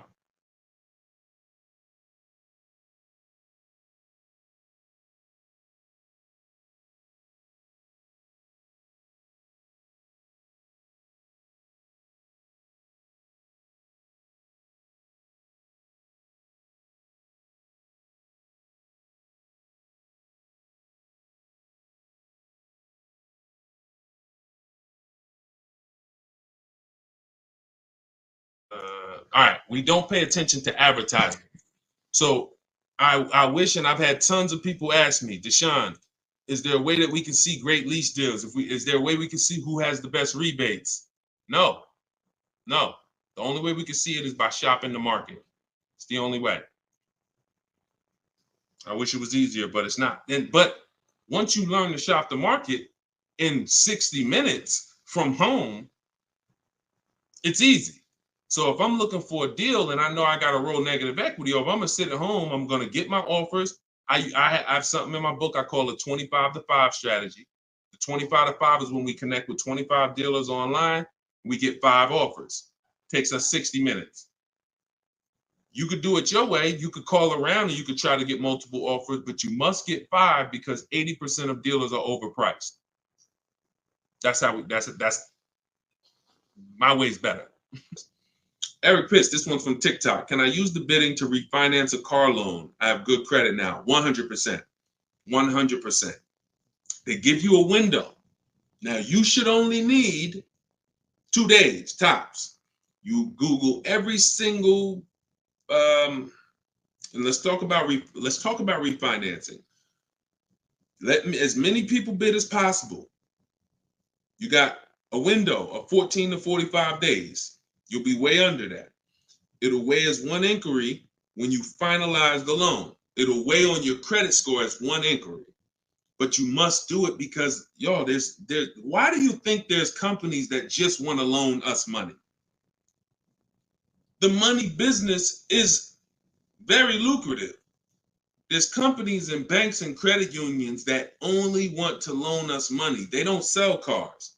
That should be a hint. There's a lot of money in lending. So what we need to do is take shopping our loan rates seriously. We separate our trends. So listen, let's stay focused here. You're gonna now call your bank. You'll either go on their website, your credit union, or go on their website. You're gonna look for online lenders. Go on their website. You want as many people as possible competing to make sure you save all the money. But I'm gonna give you a very important caveat here that you want to keep in mind. Everyone that loans you money wants to loan you more for longer. The longer you have a loan, the more money they make. So what they're going to do is they're going to show you what it looks like if you take a long loan. You've already paid for a year or two. I don't know how long, but you've already been paying for some time. Once you take another long loan, now you've essentially defeated a little bit of your purposes because you're going to give some of that money back in interest. Take the shortest loan that you can afford the payment on with the new interest rate. So if you were paying, let's say you had a 6-year loan at 11%. When you refinance, don't refinance into another 6-year loan at 7%. Refinance into like a 4-year loan at 7%. Whatever that payment is that you say, all right, I could afford that payment. Because they're going to try to sell you on the low pay. Well, if you do 6 years, you could pay $300. Yeah, but you can always pay it off earlier. Don't fall for that. You want to make sure you look at what's the lowest, shortest term with that new interest rate so you can get that loan out of there faster. Okay? That's how you do it. Good question. Shoot the next one up, Dolan. All right, so this one's from YouTube. Milton. So back in 22, I purchased my dream truck. 2023 GMC Denali, brand new. I don't depend on trading it, and my monthly payment's $1,095. Let's not forget the truck is $83K. Am I paying too much money? Well, I don't know how long the loan is. So you could be paying $1,095 for 8 years. You could be paying $1,095 for 5 years. You see what I'm saying? So that's why payments are not always the important payments. How much did you pay for the truck? You understand? See. It's the price of the vehicle that we focus on, not with leasing. I don't want to see what you got to be, and this is why I want you to have my book, or you got to be locked into what I'm saying, because I'm talking to a lot of different people on here, and your scenario is not another person's scenario. So you can't hear what I'm saying when I'm talking to Milton about purchasing and think, well, I'm shopping for a lease. He said, don't focus on payment. No, different. Okay, so when we're talking about purchasing, the most important thing is how much we paid for the asset.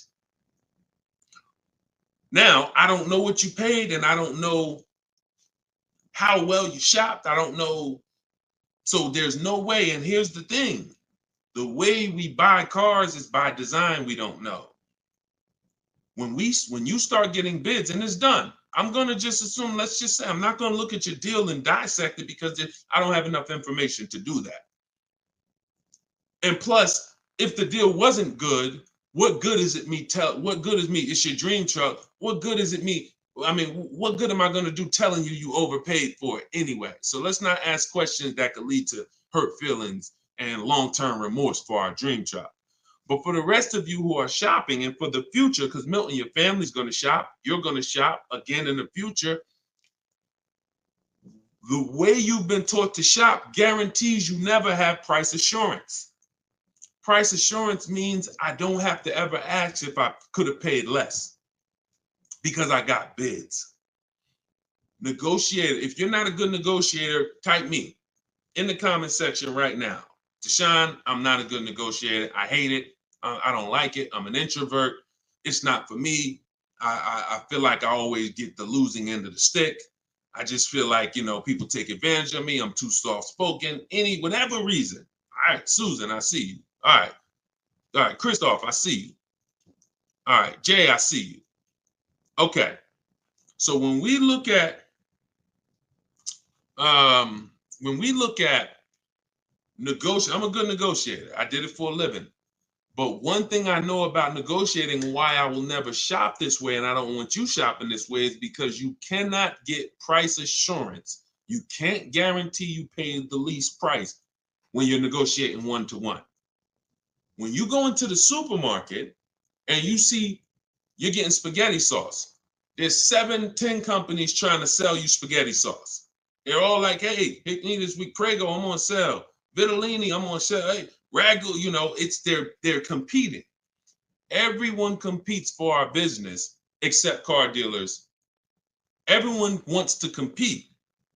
So the reason why we can spend money on these other items and we never have buyer's remorse is because we've seen so many options. Y'all get it? We've seen so many options. I knew I didn't overpay. If I told you right now you got to go buy a 100-inch TV and you got to guarantee you don't overpay for it, you're going to be like, Deshone, I can do that. Why? Because you know where to go. I'm going on this website. I'm going on this website. I'm going on this website. I'm going to guarantee I get the best price on the TV. I'm telling you, bring that same thing to your car shopping. That'll eliminate your buyer's remorse. That'll eliminate you ever asking, did I get a good deal on this? Hey, did I overpay for this? Hey, could I save more money on this? Get multiple offers eliminates it. And there's no other way to eliminate it. Okay? So don't worry. I'm sure you did well, Milton. Enjoy your truck, man. And just know that whatever, I'm going to get better for next time. I'm going to make sure my family knows that they never got to ask this question. Every vehicle I buy, I'm going to make sure that I get bids, multiple dealers. I'm going to get enough bids to guarantee that I teach to get 5. In my book, I have a strategy, 25 to 5 shopping strategy. This is for new cars and leases.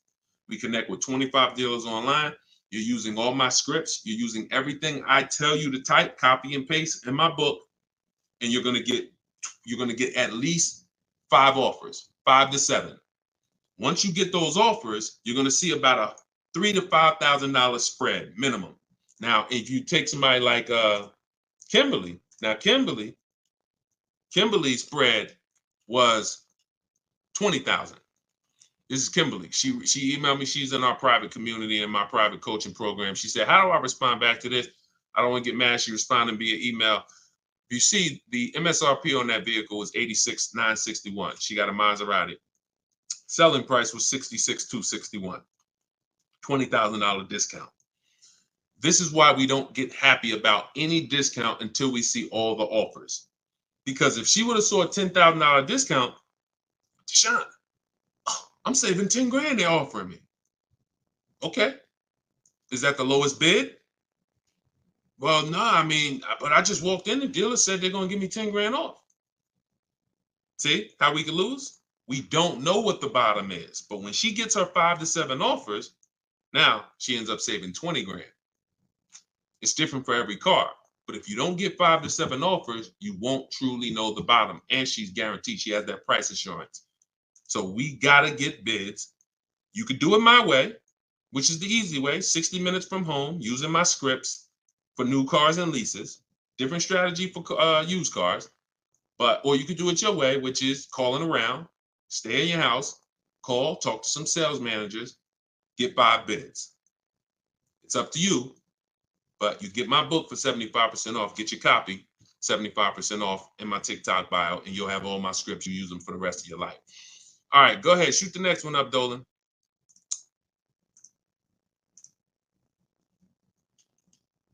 All right, keep typing them, y'all. We're gonna get through as many as we can before we wrap. We got a good amount of time left, so just keep typing. What are some loan companies that work better with challenge credit? Well, I usually recommend Limbuzz. Limbuzz is a company that they're a startup. I think they've been around for a few years now. They loan to people with really challenged credit, and they loan to people with no credit. So again, if you got bad credit, you still need to ask yourself, how long am I keeping the car? Because if you say, Deshone, I'm keeping my car 8 years, then you should be buying your car, best car you can find, quality car, refinancing the loan when your credit's better. If you say, Deshone, I'm not keeping my car 8 years, then you should be buying the least expensive car you can get a loan on, driving it for 2 years, that's your sacrifice car, and then flipping out of that car into a lease. So the most important question is step 1, always. It doesn't matter if you have good credit, bad credit, high mileage driver. The reason why in my 7-step program, the first question is, how many years are you going to keep the car? The 8-year rule question, that doesn't change. Doesn't matter who you are. Doesn't matter what your scenario is. 8-year rule is the question you ask yourself first to determine if if this car is going to be a long-term purchase, in which case, buy it, great car, refinance later when my credit's better, or short-term, not keeping 8 years, but I don't qualify for a lease right now. So therefore, I'm going to buy the car, buy an inexpensive car to prevent a lot of negative equity later, because some people, you end up buying a car, $30,000, you're paying a high interest rate. You go to switch that car in 2 years into a lease, you're going to have a bunch of negative equity unless you put a good amount of money down. So to eliminate that, we sacrifice in the short term, drive a car, $10,000, $12,000, $14,000 car, and then we switch out of that car in 2 years for a lease. That's the plan. Here's a plan for everybody. You just got to know what your plan is. And if you come to me, I'll give you the plan. I don't even want your plan. I just want your goal. If your goal, if you come to me and you say, Deshone, this is my goal, I want a car, I'll give you the plan. Okay? Work my plan until it doesn't work. Trust my plan until it doesn't work. But I've been blessed to have 7,000 to 8,000 people between our book buyers and the people who are in our video library, my coaching program. Since 2021, we've helped almost 8,000 people. So we're fortunate to know what works all around this country. Go ahead, shoot the next one up, Dolan. This one's from TikTok. It's 2024. What year should you be looking for if buying? Doesn't matter. Your question is new car or pre-owned car. If you're buying, that's a budget issue. In my book, I talk about something when you get to a values question, because some people, you can only get what you want and need in a pre-owned car for your budget. Some people, you can afford both. And you're like, Deshone, I got a budget. I can afford both. I could get a new one. I get a used one. Which should I get? That's a values thing. Do you want it? Some people say, Deshone, I get a new car every 10 years. I only get a car every 10 years. I'm gonna get a new one. Some people said, you know what? I'm gonna knock 30% off the price. I'm gonna get a pre-owned. It's up to you. But budget dictates usually whether you're gonna get a new or used one. But you know, I would get the best car for my budget if I could afford. Now, here's the key. Here's something very important. Some of you actually look for 1 or 2 year old vehicles. I'm gonna tell you why this is the danger zone. You don't know if I don't know what the brand new price is. If you're looking for something 1 or 2 years old, then you should shop for a new one first. Why? You're typically not going to have enough inventory to look at to really get a good gauge. When you start seeing my stuff, you'll see when you hear me talk about looking at options, multiple offers, multiple options, you'll see we're looking at lots of options very quick and making our decision. When you have only the only way dealers get pre-owned cars is someone trades it or they buy it off lease. And the average time, not many people buy a car and turn around and trade it in a year. So you're going to have a hard time finding a 1 year old car. You might not a lot. You'll find a lot of them. You won't find a lot of them. And when there's not a lot of them, what does that give us? What is the potential for it? Overcharge. If the dealer knows there's not a lot of them, I might overcharge you. Now, here's the problem. Here's why you must shop for a new one first. Let's say the brand new market on that vehicle is my best offer. I could save $5-6 grand. Let's use a vehicle that has like $6,000 in rebates and I end up saving 10 grand. If I could get a new one and save that kind of money, $40,000, and I end up buying it for 32, 33, whatever, 34. Now that's going to dictate the market because some people will look at that 1 year old one for 32 and be like, okay, I like that price. That's a problem. That's a problem. Because why the heck would I buy a 1 year old one for 32 if the new market is I could get a new one for 34, $2,000 more, I get a brand new one. This only happens when we're looking at cars that are very new, 1 or 2 years old. If you're looking for a 3 year old one, there's going to usually be lots of options, lots of inventory. 4 years, lots of options, lots of inventory, and you don't have to worry about that. Cool G said you answered my question. That's typically what happens because a lot of you in here, although there's a couple scenarios, a lot of you in here, you got to realize your scenario is not unique. You have thousands of other people who are in the same exact scenario as you. So if you stay on long enough, you'll usually hear somebody ask a similar question, or you'll usually hear me answer a question you would have asked. But yeah, that's the first thing I would say. Focus on, you know, if you're buying a 1 or 2 year old one, you always shop new first. We got to know what the new market is to know what we should be saving on a 1 or 2 year old one. If you're buying 3 or 4 years old, then you don't have to worry about that. Go ahead. Shoot the next one up, Dolan. Instagram. I always think I get a good deal, but then I don't. Bids. You eliminate this with bids. Look, I wish I was coming into your life to tell you you're doing okay. The fact is, most people are not because you don't have price assurance. And price assurance gives you the when you don't have price assurance, you have potential for buyer's remorse. Aside from the car, and I know this. Look, I'm a nice guy. I consider myself to be a nice guy, but I'm in the bad news business because I'm not meeting you telling you you're doing good and then, oh, you're doing so good, but I want to help you do better. I'm meeting you telling you that 99% of what you've learned about buying cars, leasing cars is wrong. And not only is it wrong, it's cost you thousands of dollars already. Now you get to decide from this day forward, are you going to change the trajectory of the finances that you pay for cars? You get to make that decision.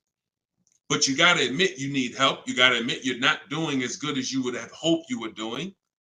And if there was 80 people out there teaching what I teach, then God bless, that would be a shame if you didn't tap into one of them. There's not.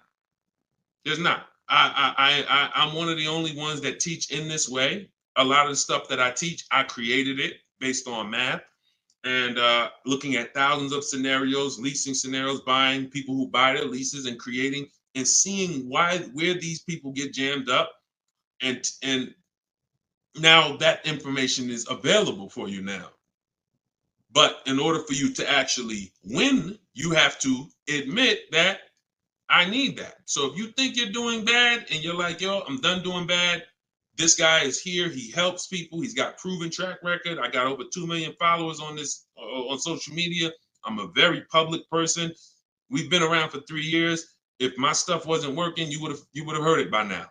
But we have hundreds and hundreds of people, if not thousands, that have actually used what I teach to eliminate that statement you just made about, I think I got a good deal.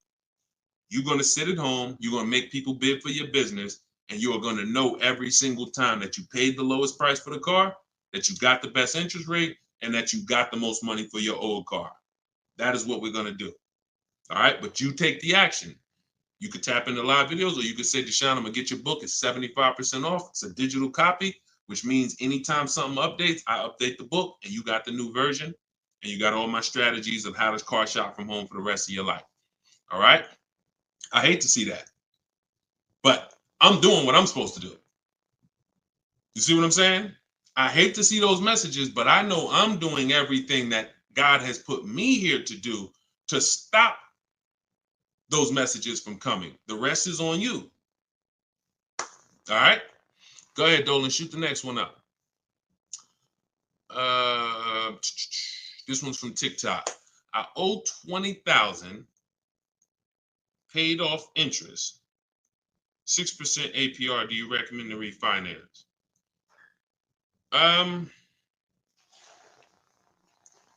Depends on how low you could get. You know, rates are pretty high right now, but you know, I mean, maybe you don't go through the hassle of refinancing to save, you know, half a point.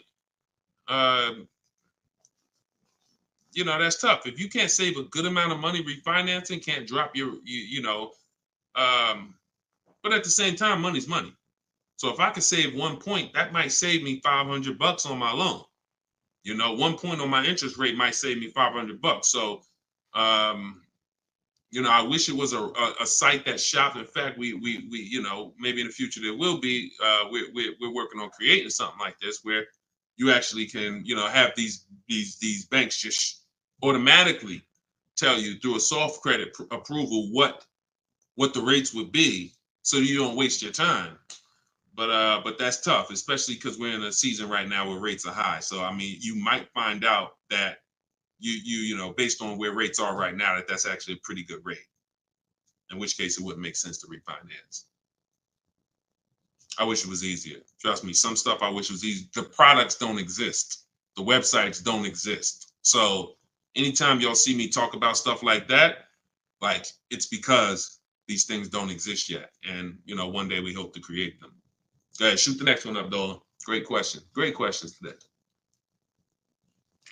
Absolutely, Matt. Yes, it would be great. That's why we're working on creating it. Okay. Yep. Come on, keep typing. We got a good we got a good amount of time left. We're going we'll probably stay on for another 15, 20 minutes or so. When is the next time? Oh, when is the best time to purchase a car? Eric, I'm grateful for this information. My pleasure. That's what I'm doing. And listen, shit, look, could y'all run the likes up on TikTok? Tap the screen. If you're getting value out of this, before we answer this question, if you are getting value out of what we're talking about right now, type a $. Type a $sign if you're getting value out of what we're talking about. Y'all gotta understand something. Your people are out there suffering. They're losing. Look, in a nice way, I'm telling you, and you are saying to yourself, the more you hear me talk, the more you're saying to yourself, Dad, I've been doing this thing I've been doing this thing wrong. You were taught that. So you saying to yourself, if I haven't been doing half the stuff Deshone is talking about on this broadcast, I could only imagine how much money it's cost me. That's all going through your mind. That's fine. But you're in a place where you can now take action and change. Your friends are out there right now at car dealerships losing. This broadcast doesn't grow unless you tell them. Unless you tell your coworker, hey, you buying a car? Hey, you go to Deshone the Auto Advisor page. He does these live shows. Get your questions answered. This is where we have to get to. This is where we have to get to if we're going to really make a change, besides, changing our own bank accounts. That's the goal, but then we go and we help others. So I'm glad to see a lot of people getting value. All right, so let's do this. Let's answer this question. This one's TikTok. When is the best time to purchase a car? So this is marketing.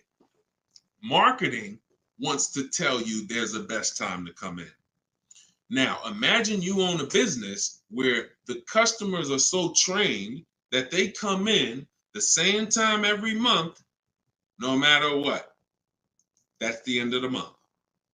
So the car business has, through years and years of marketing, told you the end of the month, the end of the year, best time to buy a car. Imagine that. You got a barbershop and everyone knows end of the month come in, you just get a line out the door. But the fact is, there's no better deals being done that day than shopping multiple offers throughout the month. Here's why. They've told you, well, dealers want to make their numbers. Well, dealers are trying to make their numbers from day one. And when they see, we used to look up sometimes and we knew we had to do 250 cars for the month, 325 cars for the month. We look at the books, it's the 9th of the month. We only got 30 cars sold. What do you think is happening? We're getting a little nervous. We're not pacing to hit our numbers. Opposite end, I've seen months where we are ahead of schedule. What does that mean? We might hit our numbers on the 27th of the month, the 26th of the month. It doesn't matter. The best dealers are trying to hit their numbers throughout the month. So when it's the 9th of the month and no one's in the dealership and no one sold the car today and there's daggone tumbleweeds going through the showroom and everyone's praying for a customer, what do you think happens when a person reaches out then and says, hey, I'm looking for a car? But marketing tells you otherwise. Marketing says no matter what, coming at the end of the month. So there is no best time to buy a car. Here's what I would tell you. There's a best time to be in the market. In my book, I teach something, and I always teach this: 2 dates. Your no later than date and your as soon as date. No, as soon as date is the soonest day you can accept a deal. The soonest date you can accept a deal, that we call that you're in the market. That's step 5 in my book. In the market, looking at offers on websites, ready to take an offer down if it looks good. If a bid comes in and it wins, we're in the market. We don't do that until we can accept an offer. Now, once that's done, once we've established our as soon as date, we need to ask ourselves, what is our no later than date? Your no later than date might be end of the year. You might be saying, I got a kid going to college. I got to get a car by the time they go in the fall. You might be saying, I get a car by end of this month. That's your no later than date. Now, the time in between those 2 dates, that's our leverage. Because this is how long you can say no. This is how long you can look at offers and say, no, sit at home, using the way I teach you. Look at used cars, look at the used car market. Look at the new car offers. Look at the lease bids you're going to get, the quotes you're going to get. No, you know what? I'll reach out next month to see what the programs are, because programs change every month. Used car trends change every month.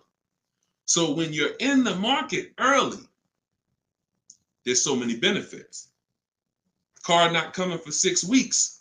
I want a black car. It won't be here for 6 weeks. A person who's coming in the dealership today and they need a car today, they can't get that car. You can. So being in the market early allows you to establish contact with dealers. If you're shopping for a new car or lease, establish contact, get bids, look at offers, say, you know what, I'll follow up next month. It also allows you to be top of mind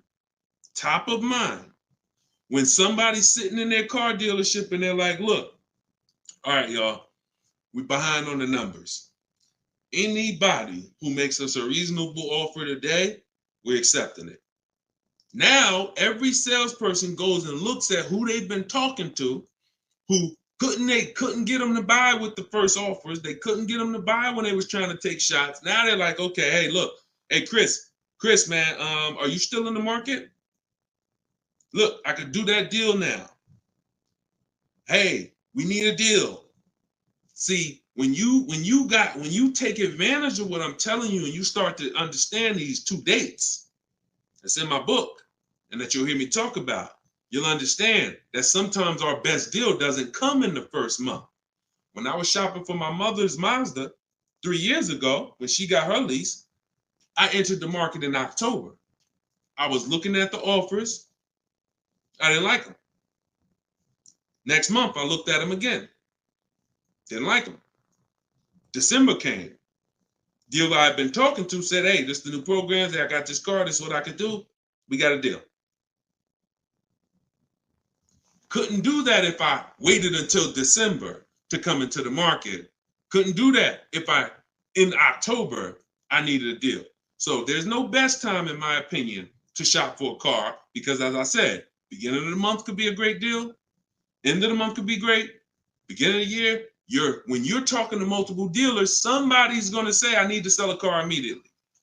That's why we do this from home. But the best way to buy a car, in my opinion, is to know these 2 dates and to use that time in between those 2 dates as your leverage to say no. All right? Look, I can't give you short answers. Look, I'm gonna put that one up. We're gonna go to that question now. We're gonna go to this one on Instagram now. But understand, this is why we have been losing short answers for major 5-figure items. Gotta give you the long version. Because once you learn it, once you see, this is repetitive. Once you get 1 car, 2 cars using the cars from home strategy, you're gonna see.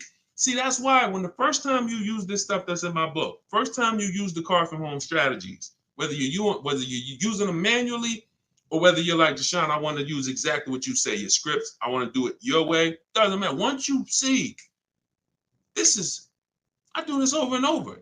Your first deal might take you 90 minutes, 2 hours, because you're just learning which websites to go to. If you don't see me say, go to this website, don't go to it. It's a waste of time. But once you see, you're going to be like, okay, rinse and repeat.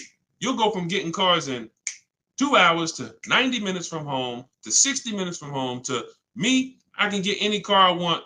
I can find out the best deal in 45 minutes. Copy and paste. Copy and paste. My Infiniti truck I got took me, once we decided what we want, I spent no more than 60 minutes online to make sure I got that vehicle, say 42% off the price when it was new, 3 years old. So this doesn't take you long. That old way that you were programmed to use, that takes you a long time. That's headache. This is 60 minutes from home. That's what I want for you. Go ahead, shoot the next one up. Shoot that Instagram question up, Dolan. All right, how do I get quotes from car dealerships to take with me to take in my lease? I will be leasing another car. This is without having a credit check run. Yep, we never need a credit check to get quotes. Now, some people will tell you that. Now, if you're at home, then you'll see when you're at home, there's a script that I use when a dealer says they don't do something, and we require all our customers to be here to get a quote. Okay, well, I'm talking to a couple of dealers. No one else has said that. Should I remove you from the list? See what I'm saying?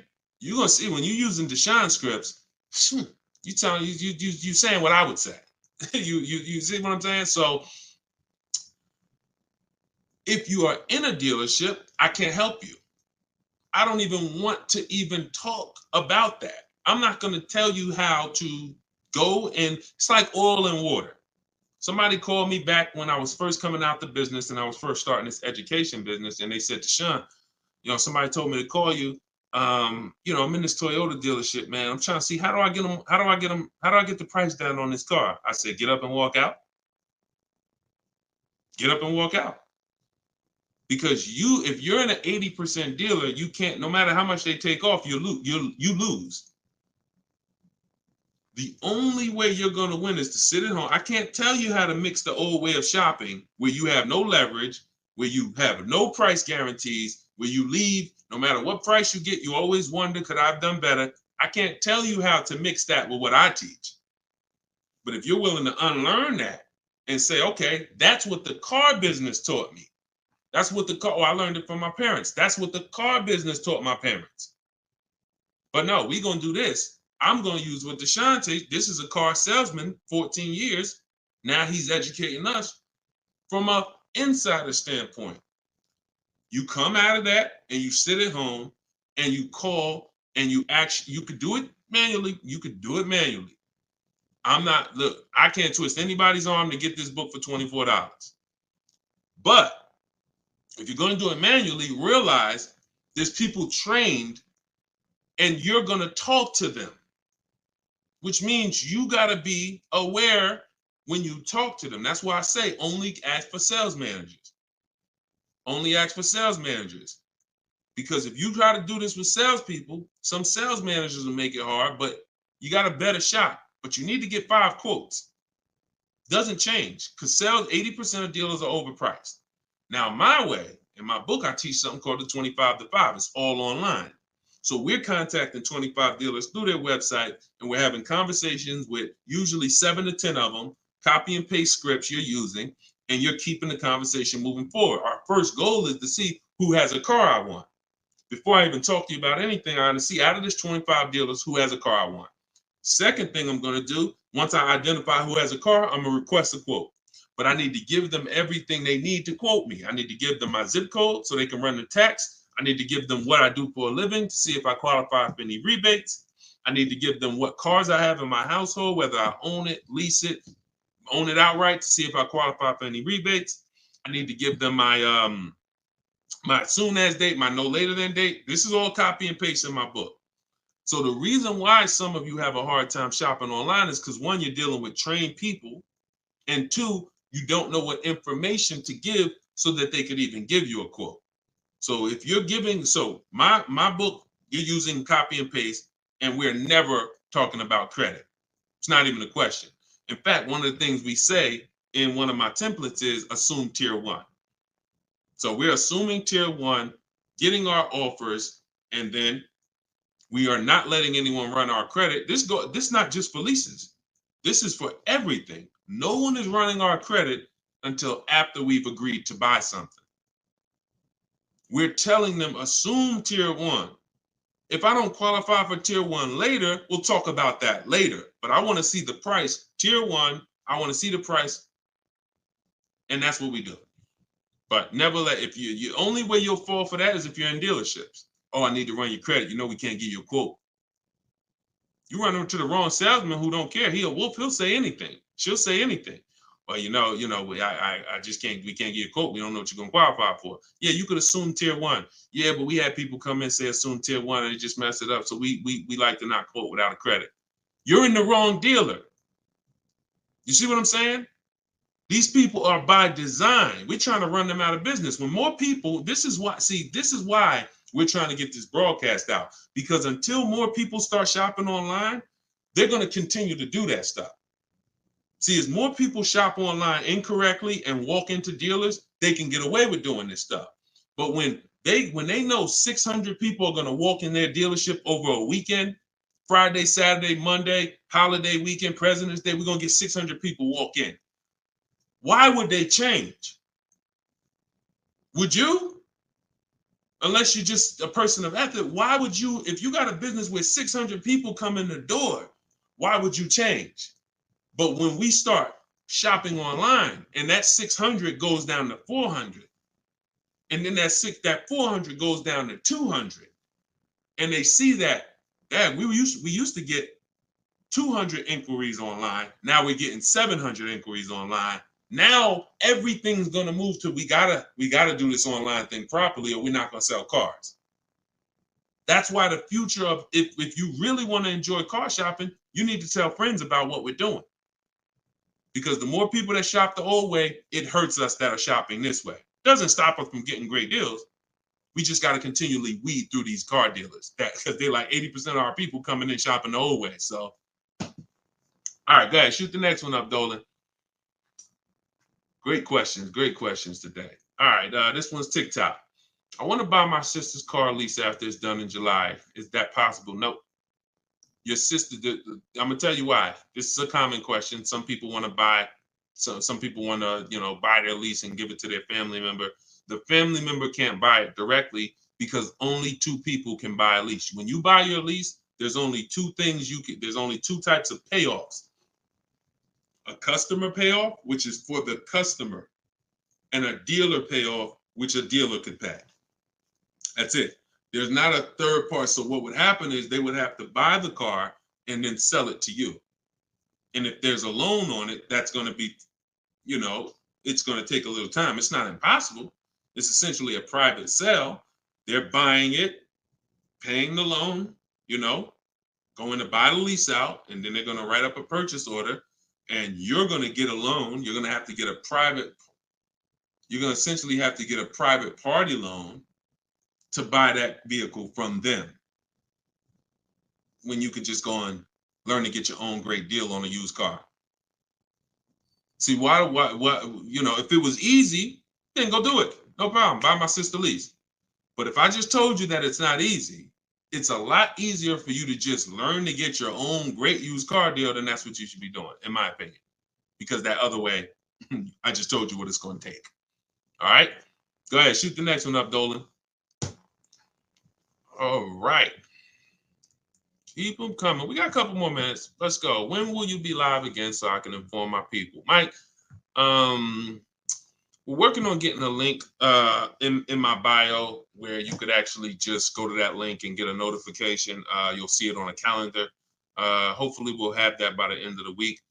And you'll be able to just be aware. Right now, only the people on my email list are going to be notified. But yeah, hopefully in the next about a week, hopefully in the next couple of days, we'll be able to have that where you'll be able to see the calendar and join. All right, so just stay close. Stay close. This is all stuff we're optimizing day by day. Every day we're optimizing this, so just stay close. All right, go ahead. Go ahead, Dolan. All right, TikTok. What if I buy at a lower interest rate with a longer term, but make extra payments monthly? I mean, if you have the discipline to do that, I think if you, I teach something called the rule of 72 in the 10th birthday. What does that mean? We don't take a loan longer than 72 months under any circumstances, and we have the car paid off by the 10th birthday. So we're not going to take a car that, give you an example, and why does this rule exist? Because I've seen all the bad scenarios that I've seen, or most of them, exist when people have loans on a car that's older than 10 years, or they have a loan that's longer than 7 years, 8 years, And so when you typically have a car that is, you want to get to a point where the car is paid off so that you can put money to the side for incidental emergencies, repairs, maintenance. If it's 7 years down the line and you're still making a car payment, especially if you bought a used car, the car is, 11, 12 years old at this point, you typically could run into issues. And also, we don't have any, it's a lot of people on here. Would anybody on here take a 50-year mortgage? Would anybody on here take a 50-year mortgage? Anybody? No, I see. No volunteers for the 50-year mortgage, right? Why? Why? Because you already are aware. You see that? Every one of you said no way, nope. You already are aware that when it comes to home buying, there is a limit. You're trying to force this. You're trying to force yourself into this house if you got to take a 40-year mortgage. 40-year mortgages are available. 50-year mortgages are available, but we know it's inherent already that if we got to take a 40-year mortgage or 50-year mortgage, we can't afford that that house. We don't have that for cars, which is why I looked and I said, okay, super conservative people take a short loan, 3 years, 4 years. You typically, there's not enough data that proves that you need to take a loan that short to actually avoid problems. You pay a little more interest, 100%. So you always take the shortest loan you can afford, but I'm talking about problems with the vehicle. I'm not talking about interest. You got to combine what the nightmare stories is not, I paid on a car for 6 years and I paid that much interest, because interest could be fixed with refinancing. The nightmare story is my transmission's having problems and I still got 2 years of payments left on the car. Car's in the shop and I still got a payment. If you've been in that situation, you understand how car's in the shop right now, can't drive it, and that bank wants their payment every single month. We're trying to prevent that. And we're trying to prevent you getting to a point where you can't put enough money to the side to make sure if God forbid something happens to the car, you have the money, you have the cushion. So we use a safe marker, which is 6 years. But we combine that with the age of the vehicle, because I've seen people buy a car knowing they can't afford it, but they're buying an older one. Deshone, I want to get that BMW. Deshone, I want to get that Jeep, that new Jeep. Deshone, I want to get that whatever. Okay. But the one you want, in order to get it where you want it at, you got to take a 7-year-old one. 7-year-old one, you need to pay cash for that vehicle. Why? Because what you're going to do, if you tie a 6-year loan to that 7-year-old vehicle, now that vehicle's 13 years old before it's paid off. So when that transmission goes, or when things start happening because the vehicle's 9 years old, 3 years, now nightmare. So I had to create these boundaries. You don't have to use them. You can step over them. It's okay. But now you know there's boundaries. See, I'd rather you know. If you get my book, you get your copy, you get your book, Cars from Home, you'll see full of boundaries. Full of boundaries. Strategic moves, strategic shopping, ways to look at car. Okay, when I'm buying a used car, I need to make sure the Carfax looks like this. I need to make sure that boundaries. You've never had them. So if you step over them now, at least you know you're stepping over a boundary. At least you know you're taking additional risk. See, if there's no speed limit, how do we know we're speeding? Once they put, speed limit 65. Okay, now I know when I step over that, I'm breaking a boundary. So this is what we are bringing to car shopping. Based on horrible circumstances that we're trying to help you avoid. Like buying a car and then it breaks down and you still have a loan on it. So that's the thing. Rule of 72 on the 10th birthday. We don't take a loan more than 6 years. And we have to have a car paid off by the 10th birthday. So if we're buying a 5-year-old car, we can take a 5-year loan. If we're buying a 6-year-old car, 4-year loan. If we're buying a 3-year-old car, then we can take a 6-year loan. Not a 7, because we're not going past 6 years. So we can't have the age of the car and the years of the loan be more than 10. That's going to create a lot less risk. Now you said, Deshone, I can't get the car that I want with a 6-year loan. I can't get the car that I want. That means in our minds, you can't afford the car. You can do what you want. But at this point, if you got to get a 7-year-old car and you got to put a 6-year loan on it, you can't afford that car. You can go do it because you're grown. You can do whatever you want. But you're taking a lot of risk. And that's all I want you to know. So if God forbid something happens, or if it doesn't happen, you're like, man, I made out. That was a little risky. But if something happens, you can say, Dad, took a little risk and I shouldn't have. You understand? All right. All right. We're an hour and 22 minutes in. You know we could go all day, y'all. I really want to continue to all you guys are chatting with a video recording. Slade, you see what I'm saying? This is what I call confidently wrong. You know what I'm saying? Person comes in, you know, look, how you feel, Slade? How you feel? All right, so look, y'all, we'll wrap it up. I will see y'all on the next one. Like I said, in the next couple days, we should have a link in the bio where you'll be able to see exactly when we're live. Jump on. But for those of you who just jumped on, everything that I teach, everything from my videos is all from my new book. It's a digital book. It's called Cars from Home: 7 Steps to Saving Time, Money, and Avoiding Dealerships. No matter what your scenario is, it's broken down in 7 steps. Negative equity, high mileage drivers, you want to lease, you want to purchase. It's the same 7 steps. You just need to learn those 7 steps. And as you use it, you'll see you'll never go back to the old way. You'll never go back to the old way of shopping again. Once you start getting great deals in 60 minutes, 90 minutes from home, making people compete for your business, and you can get your copy for 75% off for 30 minutes. After that, it goes back up to $97. So you can go and you can actually click the link in my TikTok bio, grab your copy, or click the link in my Instagram bio, grab your copy, or you go to Deshone's book in the comment section, or scan the QR code. All right. I see Slade getting comments. Slade, I wanted to see what you was going to say, man. You ain't, you ain't comment again, man. You know, I'm trying to probably dipped off, man. But anyway, I appreciate y'all. We will be back more for live, and I appreciate you. Tell your friends, go watch Deshone's live broadcast, because we want to peel back the curtain, man. We need y'all saving money. All right. Let's keep unlearning, keep relearning. God bless you.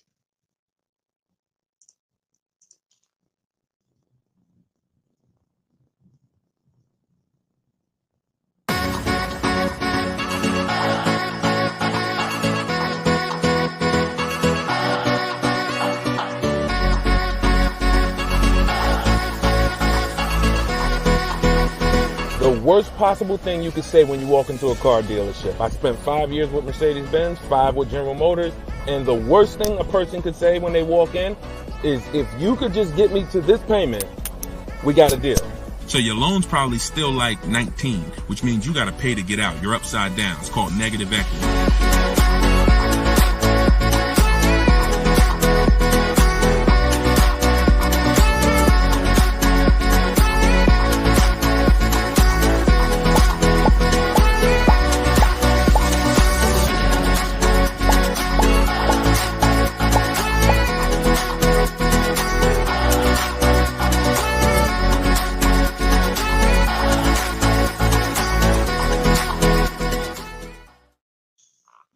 Welcome to episode 3 of Car Shopping Questions and Answers. I'm your host, Deshone the Auto Advisor. I am the author of Cars from Home: 7 Steps to Saving Time, Money, and Avoiding Dealerships. I'm also the creator of the Cars from Home video library and the Cars from Home Insider Coaching Program. We do these shows at 12 Eastern Time and 3 Eastern Time live, Monday, Tuesday, Thursday, and Friday. So you can tell your friends. That's when I'm live. We do rebroadcast these shows throughout the day. So if you missed them, you could always catch the rebroadcast. But we're live right now on all 4 platforms. If you're on YouTube, please hit the like button and subscribe if you want to continually get the best car shopping information from an insider. I left the car business in 2020 after 14 years. And now what I do is show you how to car shop strategically from home, and how to get great deals in as quick as 60 to 90 minutes. So start typing your questions. I got my man. I see you, Just Blaze. Great to see you. I see you, Alexia. I see you, Jesse. Start typing your questions. We're going to have my man Dolan, who's moderating in the background. He's going to bring all these questions in from all 4 platforms. So, oh, by the way, the show is sponsored by my new digital book, Cars from Home: 7 Steps to Saving Time, Money, and Avoiding Dealerships. You can get your copy for 75% off as part of our launch in my TikTok bio, in my Instagram bio, or you can click the link, Deshone's book, or scan the QR code. Let's throw that QR code up for them, Dolan, so they can actually see it if they're watching on a television. And let's get down to business. We're going to be here for about an hour. I'm going to try to get through as many questions as I possibly can. So whenever we get the first one, Dolan, you can throw it up on the screen and let's get busy. Shout out to the sharers too. I appreciate everybody who tags friends and invites people to the broadcast. We really appreciate you. Is there a different approach for no trading? I have a very old used car. Absolutely. So you can skip that step. So Many of you know that step 2 in my process is to do an equity assessment, but that's only if you're replacing a car. The reason why you must do an equity assessment is because sometimes you'll find out your car either has equity, or if it's paid off, it's worth a couple $1,000s, in which case that goes into your budgeting.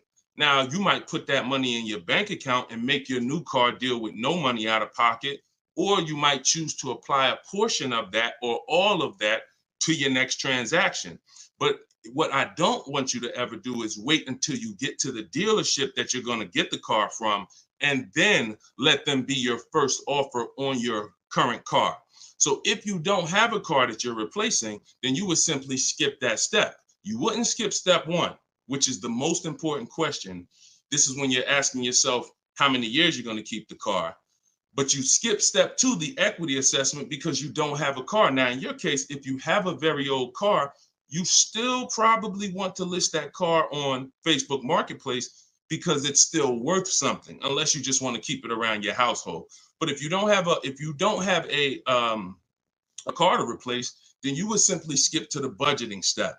And in which case, when you decide whether you're buying or leasing, you would be moving towards your budgeting, whether you're leasing and assessing how much the car you're going for should lease for, or whether you are purchasing and you are budgeting to see how much car you could afford based on whether you're going to pay cash or based on whether you're going to get your loan.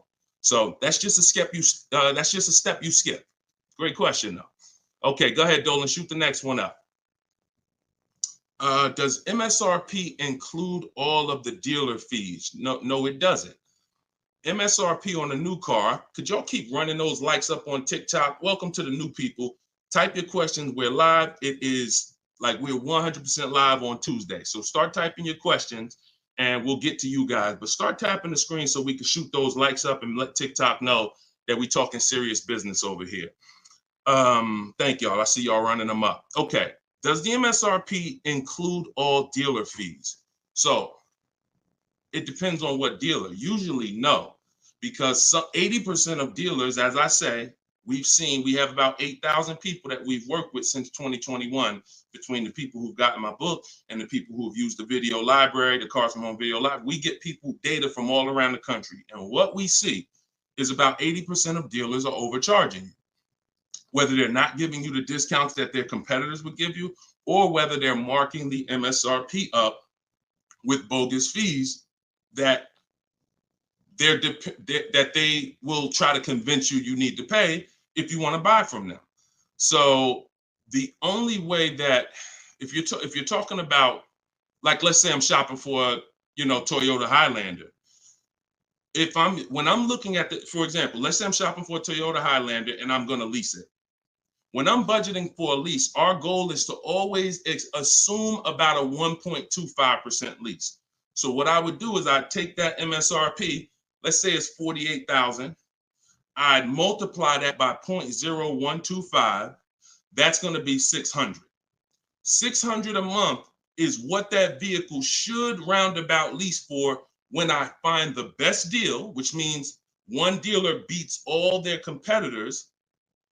And I'm not going to assume this to be the best deal, because we've had people who got 1% leases or 1.1% leases. We've also had people who get the best offer is going to be 1.4%. But what we're doing is we're using that middle portion. Some of you know 1.5 is the absolute max. You don't want to pay over 1.5. If I took that same vehicle, we'll do a lease scenario and then we'll do a purchase scenario. If you took 1.5 and you multiplied that by that same MSRP, now that's $720 a month. Above this, now we're paying too much for a vehicle we're going to be giving back. And the purpose of a lease is to avoid the natural depreciation that someone who's buying is going to take, and also to drive a lot of car for the money we're paying. So the lower percentage we pay relative to the MSRP, the better the deal. So everyone's going to charge different things. That's why we must get bids. We can't depend on a dealer who's going to say, oh, I'll honor the MSRP. And if I'm purchasing, then some dealers are going to not charge that same vehicle That same $48,000 vehicle, some dealers are going to charge $49,000 for it. Some dealers are going to charge $50,000 for it. Some dealers are going to charge $48,000 for it. And some dealers are going to charge less for it. We don't know who's who, which is why we must get bids. And part of what I teach is, and pretty much the gospel of what I teach is how to get bids online using dealers' websites so that we can sort for the best deal. We're not negotiating for the best deal. We are sorting. Good to see you, Yank. Even though you went a little left on the program yesterday, I saw you. But I'm here now. So go ahead, shoot the next question up, Dolan.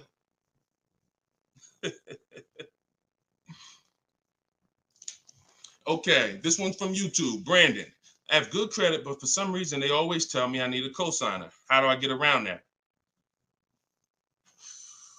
If you're purchasing, you want to control your financing first. So I wouldn't let the dealer tell. If you have good credit, what you should be doing is you should be purchasing your car, locking up your best deal, and then coming home. And this is for all of you. Who's going to be purchasing a car? Who's going to be purchasing? Now, if you're not keeping your car 8 years and you're new here, then you're going to find out that you should be leasing. But for the time period, I'm just going to base it off of what you know already. Who's going to be purchasing a car? Type me in the comments. Matter of fact, I need to see Instagram because I can't even see. I know, Dolan, you can see it, but I need to see Instagram as well. Hold on. While I'm doing this, y'all type if you're going to be purchasing. Okay, I see you, Brandon. All right, hold on one second. Let me get to Instagram. All right.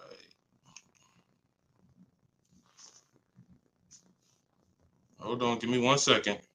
All right, I can see Instagram now. Hold on.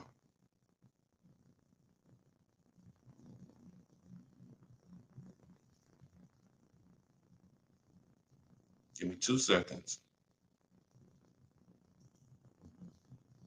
Okay, here we go. So if you're going to be purchasing, let me mute that. Yeah, I see you. She's like, please see us. I see you, LA Connects. Now I can see you. Okay. So if you're going to be purchasing, then what you're going to be doing is actually getting you're going to get your car. Do not let anyone touch your credit. No, this is for all cars, Crows. Just stay put. We talk about new cars, leases, and used cars. Stay put. Like, we got lots of people on 4 platforms. So you never want to let anyone touch your credit until you have already found your car. This is the mistake that you make because dealers are going to try to get you to commit to them.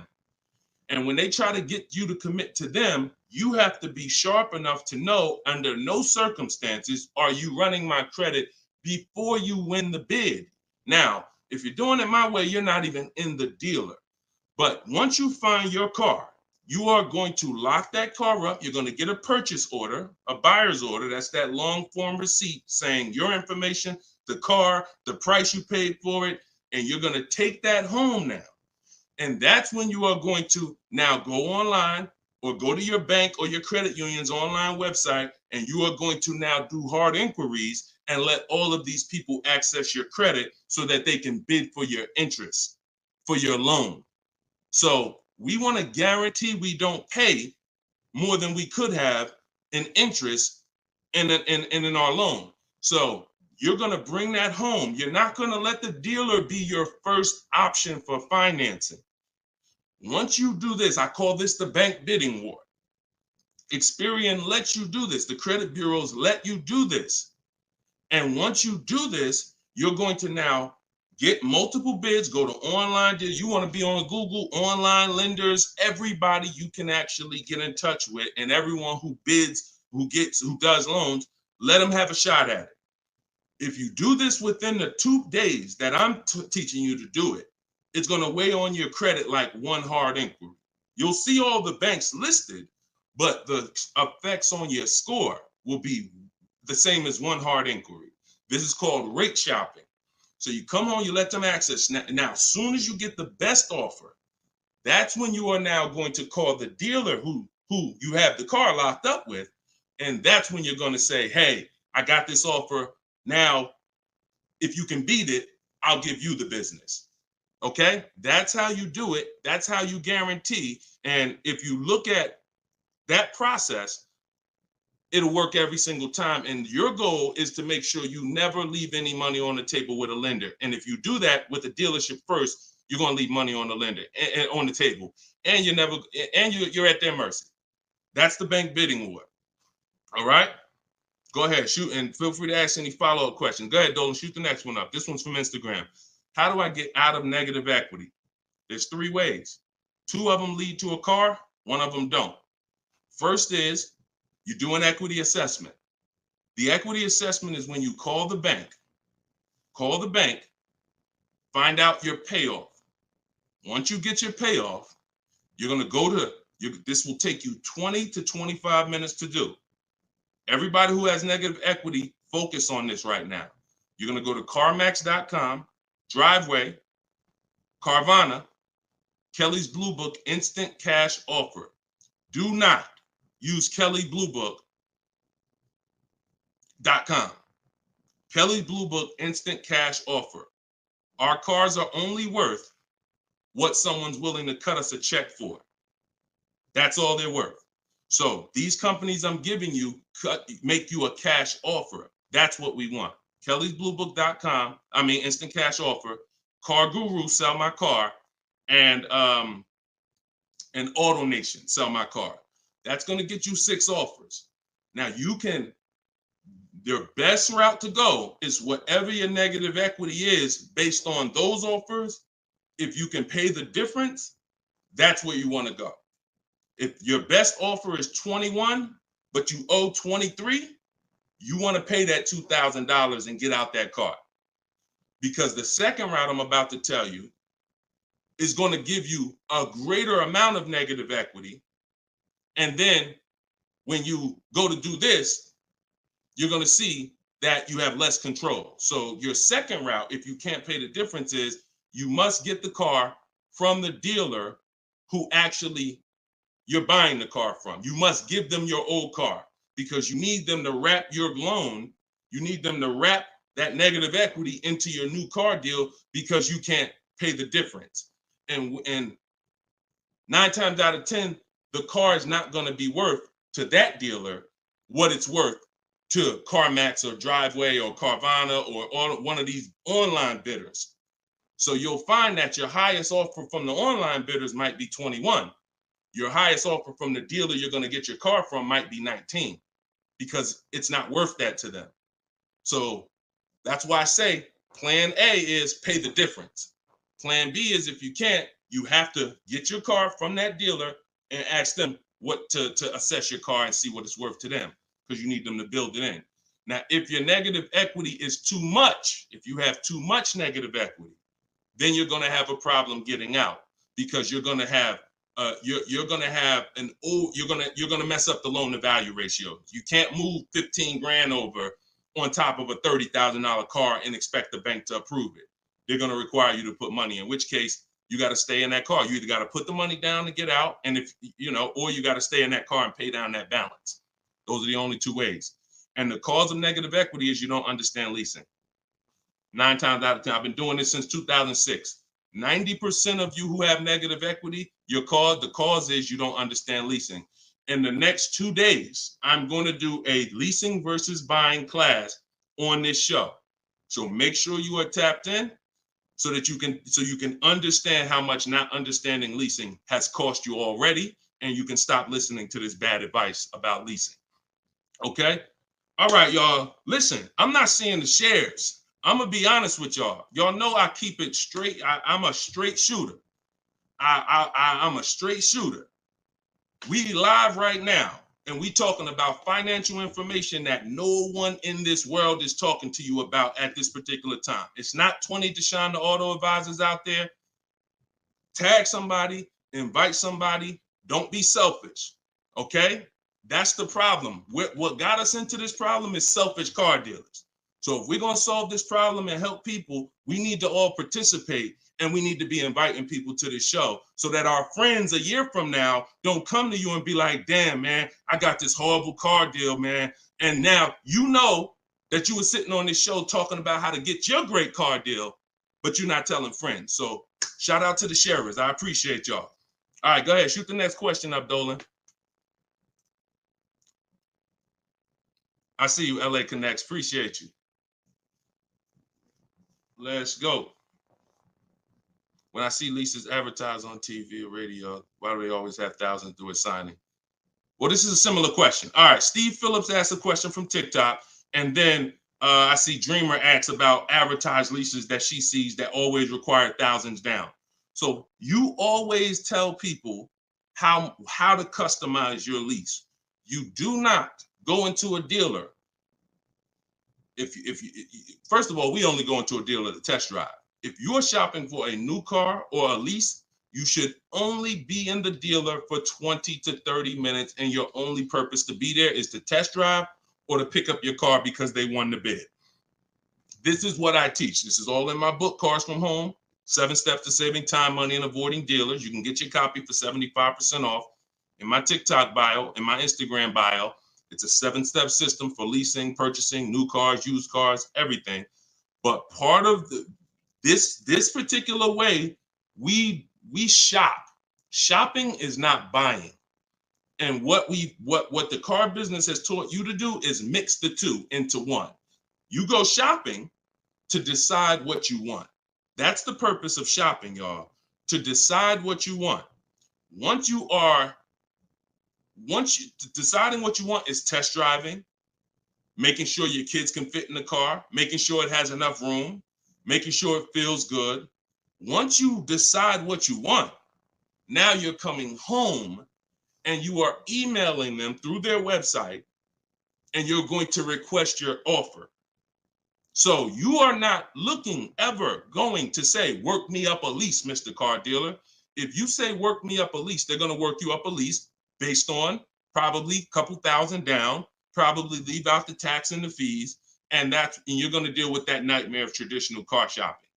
You are always going to request your leases with no money down, zero. Now, I want y'all to remember this. We do not want to use this term anymore, down payment. We want to start using, remember this, and I want y'all to write it after I tell it to you. Total out of pocket. Total out of pocket. Or you could put TOP. All right? Everybody who's locked in, I want you to type TOP. Okay? Type TOP. I want to see the people that are locked in. If you've been in my master classes, we're about action here. We're not about casual nothing. No one's fighting for your money if you're not. You're not going to casually save $5,000, $10,000 and avoid this if you're not locked in. Okay, type TOP. I see you, Dreamer. I see you, Daryl. I see you, Brittany. All right, I see you, Jay Buggs. All right, I see you, Patrice. I see you, Instagram. All right, Instagram and TikTok locked in. I don't see Facebook and YouTube locked in. I'm just telling y'all. I'm gonna start calling some of you out, because you're not gonna win if you're not locked in. This is big money, and there's a $1 billion industry that is depending on you staying stuck in the old way you buy cars. So TOP, I see you. That's the term. No longer do you say down payment when you're talking to dealers. I see you, LaDonna. Way to represent Facebook. You are gonna say total out of pocket, because total out of pocket means, Mr. Dealer, this is the total amount I'm giving you. Down payment can be mixed up. Down payment can mean, $2,000 down plus tax. $2,000. No, it's different than out the door. More, that's a different term. There is a place for out the door price, but in this particular case, we are using total out of pocket when we are contacting dealers to request our offers. First payment is the only thing we are putting out of pocket when we're getting lease offers. So it does not mean we're not going to add additional money later, but it does mean for the offers that we're going to look at, I need my first month's payment out of pocket, and then you give me your offer. What that allows us to do is divide that monthly payment into the MSRP of the car and get that formula that I was talking about 10 minutes ago, that 1% formula, that 1.2%, that 1.5%. You can only work this with first month payment out of pocket. So we dictate how we want the quotes. And if somebody says, hey, 2,000 down, you're still going to come back to them and say, hey, please resubmit the quote to me with only first month's payment total out of pocket. See, car dealers, we understand those terms. We know what total out of pocket means, but what we're depending on is that you don't understand what that means. The 80% of dealers are depending on the fact you don't understand what total out of pocket means, and they can just flip it up on you. So that's what we do. It's not about advertisements. Let me show y'all something before we move to the next question. Get the next question ready, Dolan. I'm going to show you a deal that somebody in the Cars from Home library made, somebody who uses my stuff. Don't shoot it up yet. Not yet, Dolan. Hold on. This is Charles. Charles got a Hyundai Palisade. $48,000 vehicle, $48,595. We always request our quotes with 12,000 miles per year, always. If you're going to do, Deshone, I do 18,000. Then you're going to adjust your mileage after you find your best deal. You're not going to do quotes for 18,000, always with 12. And then once we find our best deal, then we're adjusting. But Charles got $597 on a $48,000 vehicle. That's all he gave them, $597. So if he had depended on advertisements, he'd never get this deal. Hyundai Palisade like that, that's probably $597 with $3,000 out of pocket plus tax and fees. What am I trying to tell you by showing you this? Great deals are not advertised. Great deals are never going to be advertised. Great deals are made in the background. No one knows about them. Dealers don't even want to make them. They're sitting there saying, hey, listen, can you get them? They're talking to the salespeople. Hey, can you get them to come up a little more? Can you get them to pay another, $50 a month, $40 a month? Can you get anything out of them? No. All right, go make the deal. That is what a great deal is. Not something that you're going to see on commercials advertised to hundreds of thousands of people. So forget about commercials. Commercials are for people who don't mind overpaying. People who shop for deals the way I'm teaching you to shop, our deals are never going to be advertised. In fact, when you go pick up your car, they might tell you, listen, I'd love for you to send me some friends, but don't tell them what you're paying because I can't duplicate this deal. This deal, I can't, I don't want to do a deal like that. So that's what we do. We customize our quotes. We don't let other people customize them. And you can do deals with no money down all day long. Go ahead, shoot the next one up, Dolan. Oh, here we go. I need to purchase a car in less than 2 weeks. Trying to determine lease or purchase. Easy. Who wants to know beyond a shadow of a doubt whether they should lease a vehicle or purchase? Type me if you're just like, Deshone, I've heard this, I've heard that, but I really want to know what's best. All right, All right, I see you, Tavy. I see you, Veronica. I see you on TikTok. TikTok is commenting fast. I need Instagram. All right, I see you, Patrice. All right, I see you, The Well Life. Perfect. All right. TikTok and Instagram is on point. Facebook and YouTube, y'all got to type fast to keep your hands by your keyboards. All right, Terrence. Okay, so here is the determining factor. In my book, I teach 7 steps to 7 steps. It doesn't matter. The first step is the most important question. The most important question, I want y'all to remember this. It's tied to something I created called the 8-year rule. The most important question is, and I want you to answer it, for everybody shopping for a car, or if you will be, how many years are you keeping your next car? This is the first thing you ask yourself. This is the first thing when your family is looking for a car, your son, your daughter, your spouse. The first thing you're asking yourself is, how many years am I keeping the next car? So answer that question. What you're going to see is if you're learning from me and you're going to use what I'm teaching you, it's going to be a system. We're not winging it anymore. We're not randomly shopping and doing things based on, all right, I think I should do this now. I think I should do this now. My book, all of this is in my book, Cars from Home, 7 Steps to Saving Time, Money, and Avoiding Dealership. You can get yours for 75% off in my TikTok bio. It's normally $97, but for 30 minutes, you can get yours for 75% off. You go to my TikTok and Instagram bio. So I see you, Latasha, 5 to 6 years. Tavy, 5 to 6 years. All right, Crowsman, till the doors fall off. Okay, the well life, 6 or 7 years. Everybody answer that question.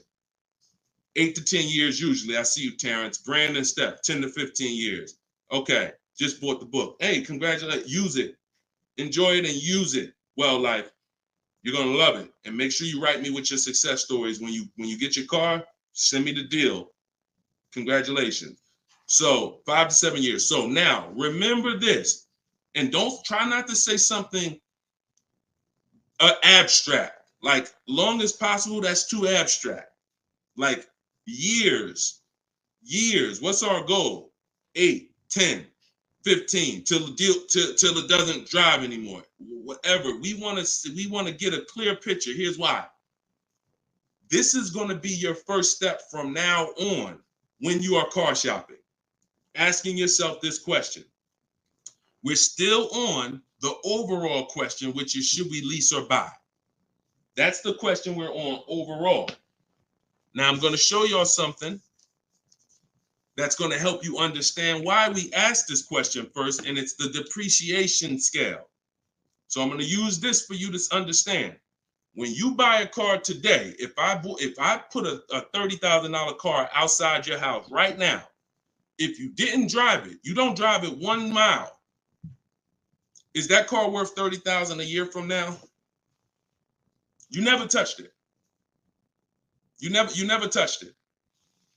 Is that car worth $30,000 a year from now? Exactly, Dominic. No. Okay, Veronica. No. Okay, Crowsman. No. So we understand Wu-Tang Land. No. That's your first lesson on depreciation. That's something called the unseen expense. This is the expense most people are not trained to see. That's why they buy their cars and think, oh, I could just drive as much as I want and it doesn't matter. I'm not paying for the miles. You are paying for the miles. Let's go deeper with this lesson. Now, if you don't drive it 1 mile, we all agree it was worth $30,000.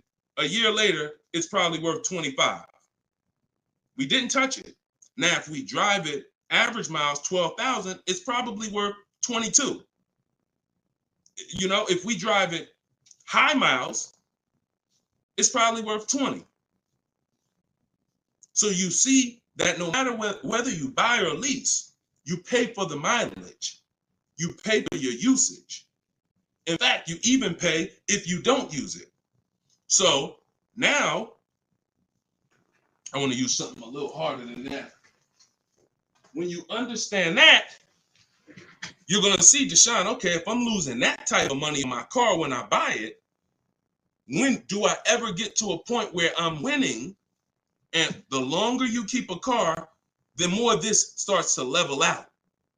So when you get to about 7 years, now you're no longer losing thousands of dollars every year. This is the purpose of the purchase, is to get to a point where your car is no longer losing value every year and you can keep it and it becomes something that is an asset because it's not taking money out of your house and you're not losing money. Now, the mistake is when you people who answered, if you're a person who said 5 years, 4 years, 3 years, 6 years, your mistake is buying a car and you trying to replace it while it's still on this type of drop. That's why you're never happy when you go trade your car.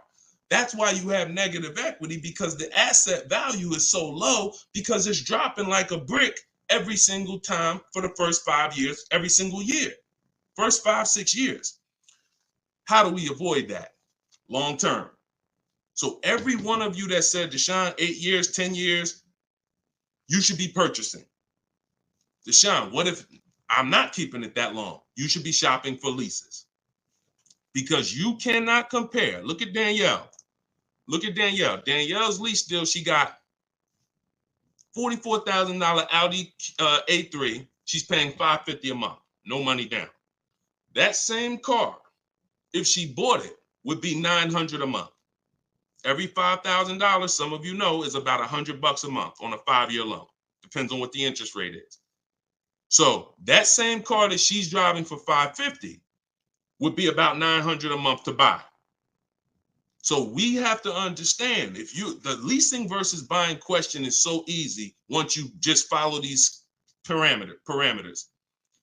You are avoiding depreciation when you get great lease deals, or you're avoiding depreciation when you buy and keep 8+ years. Anytime in between that and any other strategy, you are not avoiding depreciation. The unseen expense is what's taking the most money from your household, is the unseen expense. Everybody clear on that so far? If you're clear on that, type clear. If you're clear on that, type clear. I call this the 8-year rule. You will not, if you stick to this, you will win every time. And if you break this rule, you're going to lose every time. See, I can't help you get a great deal if you bought when you should have leased. Think about Danielle's deal that I just told y'all about. $550 a month on the Audi A3. Even the person who bought and they were paying $900 a month, even if they saved another $5,000, got a ridiculous deal off the car, which we could get. We help you get the best deal. That's no problem. But if you bought it, you're still $8-something a month. So if your deal is on the wrong foundation, there's no way to get a great deal. So buying versus leasing, the most important question, the 8-year rule, is your first step always. Okay, and I see a lot of people typing clear. So good. Okay, shoot the next question up, Dolan. And I know some of you are like, Deshone, I was taught all my life, don't lease. If you weren't keeping your cars 8 years, then those people who taught you that owe you some money. They're not going to give it to you, but unfortunately, they have cost you money. I followed your process and leased 2 cars. Your approach is easy and very transparent. This is Instagram. I appreciate this. The dealerships could not hide. Appreciate you. Come on. See, that's how I want every one of you talking. That's how I want every one of you talking. We're no longer negotiating to get our best deals. We are sorting and letting people come to us. It's oil and water. You got to complete. Why do you think I represent Unlearn, Relearn? Because I know the first problem I saw when I started teaching this in 2021, I started before that, but God blew me up in 2021. You know, we got 1.5 million followers on TikTok, and everything went crazy since then. We teach, but I was like, oh, people got so much bad information that they got to unlearn. I can't put good information on top of bad information. So you got to be willing to scrap that, realize it's cost you money. It's from people who don't understand cars. They might have bought 10 cars, 20 cars in their life. Now they think they're an expert. And that's just cost you. So you got to be willing to unlearn all of that stuff and learn the new way. And that's what we do here. So I'm glad. Enjoy. I'm so glad you're empowered, Coach Booker T. You're empowered. And that's what I want for everybody. Go ahead, shoot the next one up, Dolan. I have a Jag and need to downsize. All right, we'll get to you. I see you on TikTok. I have a Jag and need to downsize. Thank you, Brandon. Appreciate all the gifts on TikTok. Could y'all keep running the screen, the likes up, tapping the screen? If you're spending time with us and you're going to spend a couple minutes with us, can y'all just every couple minutes just tap the screen, keep shooting those likes up? We get TikTok's attention. We let them know we talking about things over here that more people need to hear. So appreciate all of you. I see you already. All right, this one's from TikTok. How long can you keep a car when you lease? Asking with miles. 3 years. 3 years. We don't do 4-year lease deals. Stay away from 4-year lease deals. When you are getting your offers, and we do this online, so we go direct to the dealer site. We don't go through a third party because they pay for those leads. We don't want anything that drives the cost up when it comes to us. We go direct to the dealer's websites. In my book, I have a link to all the dealer's websites. I teach you how to do a radius search, and it takes about 15 minutes to contact 25 dealers, because when we shop for new cars and leases, we use something I created called the 25 to 5 strategy. So we're going to connect with 25 dealers online, and then we're going to get 5 to 7 quotes from that. So we're going direct to the dealer's website. That also allows us to shop out of 25 dealers' inventories, because 1 or 2 dealers is not enough. They might not have what you're looking for. Now you're at the mercy of who has what you're looking for. When we connect with 25, we're typically going to be able to get 5 to 7 offers from that. So this takes about 15. It just takes about 15 minutes. But we don't want to, like I said about 10 minutes ago, we dictate how we want our leases customized.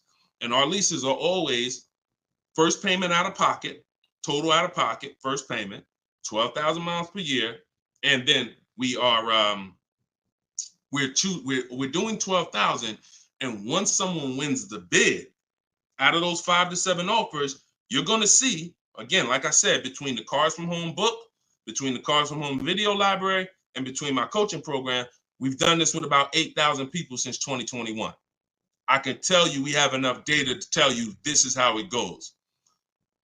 Once you get 5 to 7 offers, you're going to see at least $150 to $200 difference from your best offer to your worst offer. That proves, that's why I say 80% of dealers are overpriced. So once you see that bid, you're going to, but we dictate that 3 years. We don't let people present leases to us. We tell them, this is how I want the lease. And if anyone suggests a 4-year lease, even a 3.5-year lease is too long, because you're eliminating the benefits of leasing, which is switching cars every 3 years. I want the latest and greatest. I want to pay the pennies on the dollar compared to someone purchasing, and I want to be able to switch cars, and most of the time be under warranty, depending on what brand you're shopping for. If you're shopping Chevy, if you're shopping Ford, if you're shopping most brands with a 3-year bumper-to-bumper warranty, once you go 3.5, once you go 4, you're out of warranty. So I don't even like going 3.5. If it's a ridiculous deal for 3.5, maybe, but I'm typically 3 years, 39 months, maybe, and that's in my template. We'll do 3 or 39 months. 2-year lease deals are rare. You don't really see great 2-year lease deals. But if a manufacturer has it, then a dealer would tell you. When we contact them, they'll tell, hey, we got a great 2-year lease deal. Are you open to that? Yeah, we're open to 2, but we're not open to going longer than 39 months. We're paying too long on a car we're giving back. Go ahead, shoot the next one up, Dolan. Great question. All right, I see you. Perfect. Great questions. All right, Facebook. What's the best credit score to have when looking for a good deal on a brand new car? It's no way to dictate that. All you can do is now, if you're at a point where your credit is in that fair range, which is in that low 6s, mid 6s, then I would tell you, if you can, get yourself up to close to 7, get yourself up to 680, 690, 700, because that fair range is but that's really mostly with leases. But even even if you look, some of you are homeowners. When you buy a house, we're trying to get our credit to wherever it needs to be. If it's not there from the get-go, realtors will tell you, get your credit here so that you can get a mortgage. If you have the luxury of time, then sure, work on it. But our process, the bank bidding war process, eliminates the need for you to actually do this, because what it's going to do is going to, no matter where you find yourself at, you're going to get so many bids, you're going to make sure that whatever the best loan was that you could qualify for, you got it. I talked about the bank bidding war at the beginning of the show. So y'all know, if you're on YouTube, watch the replay, rewind it, watch the replay. We are live at 12 and 3 p.m., y'all. We're doing Monday, Tuesday, Thursday, Friday, 12 p.m., 3 p.m. We are live. Actually live, but throughout the day we rebroadcast these shows so that more people can see them. But in any time outside of that, I want you to go back and watch the replay if we answer something that you ask. And you want to find out, if you get the book, you'll see the bank bidding war that I send out with the book. That's how we get banks and credit unions to bid for our loan. But I explained it earlier in the show. All right, shoot the next one up, Dolan. All right. This one, show enough from YouTube. Quick question: would you pay $9,000 for an SUV with $164,000 on the dash? It's a 2014. All right, so great YouTube name and picture. Shout out to the Last Dragon. No. Well, look, it's car specific. When we shop for used cars, who's going to be shopping for a used car? Type of letter U. I want y'all to listen up. we use a process called the multiple marketplace strategy. This is in my, now I told y'all, our process for shopping for new cars is, or new cars and leases is the 25 to 5. Our process for shopping for used cars is the multiple marketplace strategy, because we want to be on every marketplace that has a car. And there's 8 of them: Driveway, Carvana, CarMax, Carfax.com, Car Gurus, AutoNation, Cars.com, eBay Motors, and I'm missing one. These all have different inventory. Now, some of the inventory is the same. I've seen times where you go on you go on Auto Trader, and the price hasn't been updated, but you go on Car Gurus and the price has been updated. So there's a car for 36. Same car on Auto Traders is 34. So you must be on all marketplaces. But then there's a process that we use to sort down to get a quality car. First thing we're going to do is, if you are aiming for a car, you need to do a longevity check and a reliability check. This takes 5 minutes. We type in the year, make, model into Google, reliability, and we skim those first couple articles. If you see a bunch of stuff that says questionable reliability, 7 out of 10, 6.5 out of 10, that's enough to eliminate the car, in my opinion. After you type in reliability, and look, my whole process for shopping takes 60 to 90 minutes. So everything I'm telling you to do are 5-minute things, 20-minute things, 15-minute things. We do this right from home. That's why the book is called Cars from Home: 7 Steps to Saving Time, Money, and Avoiding Dealerships. So now, once you do reliability, now you're going to do longevity. Longevity is going to tell you what the data says about that car long term. If it has transmission issues, if it's not known for lasting. Sometimes the longevity records on Google will say this car is known to last 200 to 300,000 miles. So that's the first thing. Thank you, Mr. Super. I see you. That's the first thing. Before we even look at a car and consider it, we got to make sure we do that 5-minute check. Now, once we move past that, now we're moving into our process of sorting down, because we could have a good car with good data, but we could get a bad car based on the previous owners. So first thing we're looking at is the Carfax. Carfax. We want to know what that title's like. Is it salvage? Is it rental? Is it frame damage? Is it rebuilt?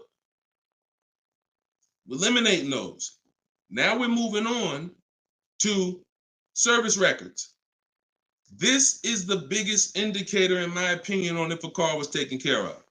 It's not title history. It's not accident history. It's service records. Service records. So if I see a car and I see that the service has been done year by year, whether it's a one owner, and I can see every couple thousand miles, service. Great indicator.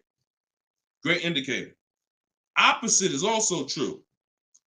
Hold on, Darryl, it's in my TikTok bio. You won't leave the broadcast. He said, how do I get the book? Go to my TikTok bio, click that link. You'll see a link for 75% off for 30 minutes. Grab your copy. It'll be in your inbox in a couple minutes. Okay? And everybody who's on here, you can get your copy for 75% off my new digital book. And I do updates. So anything changes in the market, I update it so that it stays fresh, it stays relevant. So once we move past service records, now we're moving to accident history. Now, all accidents aren't created equal. If you see an accident and it says airbags deployed, that's a deal breaker for me. If you see an accident and it says vehicle towed, that's a deal breaker for me. If you see an accident and it says vehicle drivable, minor accident, that's not a deal breaker for me. Depending on, I'll put it in my top 5. Doesn't mean it's going to be the one that wins, but I will put it in my top 5, top 7. So these are the things that you're looking for when you actually are shopping, trying to make sure the car is good. It's not just the year. It's not just the price. Forget about that. That comes later. It's not the mileage. Those things come first to dictate, is this a good car? Car could have 60,000 miles on it. If it has bad title history, bad accident history, no service records, it's a trouble car. So that's the system. As I said, everything I want you to do from now on is shop with a system. So you are not winging it anymore. You follow those systems. Again, there's no guarantees. But if you have a strategy and you're like, okay, I'm taking the steps to do my best to make sure that whatever I put my money in, I've done the due diligence, 9 times out of 10, you're going to win versus just winging it. Okay, great question. Great question. Shoot the next one up, Dolan. Oh, by the way, I teach a strategy where you might not know. I'm getting ready to give y'all some game. The whole show is game, but I'm gonna get ready to give y'all one of my secret strategies. It's in my book. I got a lot of stuff in my book. A lot of stuff. But a lot of you don't know when you're on these marketplaces. Keep that question ready. We're gonna go to that next one in 2 seconds. That Carfax, many dealers have agreements with Carfax. So when you're on these marketplaces, you might see Carfax, they'll try to sell you a Carfax. What we do is we bypass we'll go to the dealer's website and we'll see if they have a free Carfax there. Because if that dealer has an agreement with Carfax, that means every car in their inventory, they'll be able to get a Carfax on the dealer's website. I told you, we use Carfax because Carfax is the only one right now that shows service records. The other auto check does not show service records. And I will not buy a car, and I would not suggest you ever buy a car without seeing service records. All right? That's what we do. Go ahead, shoot the next one up, Dolan. What does residual amount mean? Well, that's the amount that okay, so let's say when you lease, there's a percentage you pay for, and there's a back-end percentage. The back-end percentage is what they want the car back for, and they're going to sell it and, make money. Now, we'll see if we can sell it. We always see if we can sell a lease, if we can make money. We do an equity assessment at the end, but the residual amount, let's just say the car is broken into 2 halves. 40% is what you're going to pay for, and you're going to pay interest on that 40%. And then the 60% is what's left, and that goes back. That's what happens when the dealer comes back. That's when you give it back to the bank, not the dealership. That doesn't matter to us. We do not shop based on residual values, money factors. We do not shop based on that. We get bids because we can't control that. I've had people in the years come in, Wall Street finance guys come in with their finance calculators, asking me the money factor. And when I give them the money factor, we're converting it to an interest rate multiplied by 2,400. And they're like, okay, they're doing all this math, and it's not going to help them because all they're doing is one-to-one negotiating. You don't get your best deal doing one-to-one negotiating. You get your best deal by making multiple dealers submit offers and bids. So you can know the residual all you want. You don't know the rebates. What if there's no rebates? You don't know that. You don't know you don't know if I'm an 80% dealer and I'm not going to discount, or I'm going to mark my car price up $2,000 and then take off that $2,000 and make you think you won. But all I did was take off the $2,000 that I was overcharging anyway. So you don't know who you're dealing with. That's why one-to-one never works. Sitting at home and getting bids from at least 5 dealers. My way is the 25-to-5. We're going to connect with 25 dealers online on their website, send them my template. You can send them an email, letting them know what you want. In my book, I have links to my templates. In my video library, you're using all my stuff and you're not talking. We connect with 25 and we're looking to get 5 to 7 offers. That's the only thing we can control. We can't control the residual amount. We can't control the money factor. We don't shop like that. It's not going to help you. In fact, it'll slow you down and it'll hurt you because you're overanalyzing things that don't even matter. And trust me, I love numbers. I love numbers. I was in calculus in 11th grade, so I can do this stuff in my daggone sleep. But what I don't want is to teach you to do that, because I don't do that. It doesn't take that. None of these people that you see, look, when you see Eddie, matter of fact, he bought, hold on. When you see, look, let me show you Benita. Benita in the middle of the pandemic. The reason why I always show Benita is because in the middle of the pandemic, she got a Kia Telluride when people were paying $5-10 grand over sticker form. Kia Telluride, $600 a month, 36 months. She drove out. It's like a $46,000 vehicle.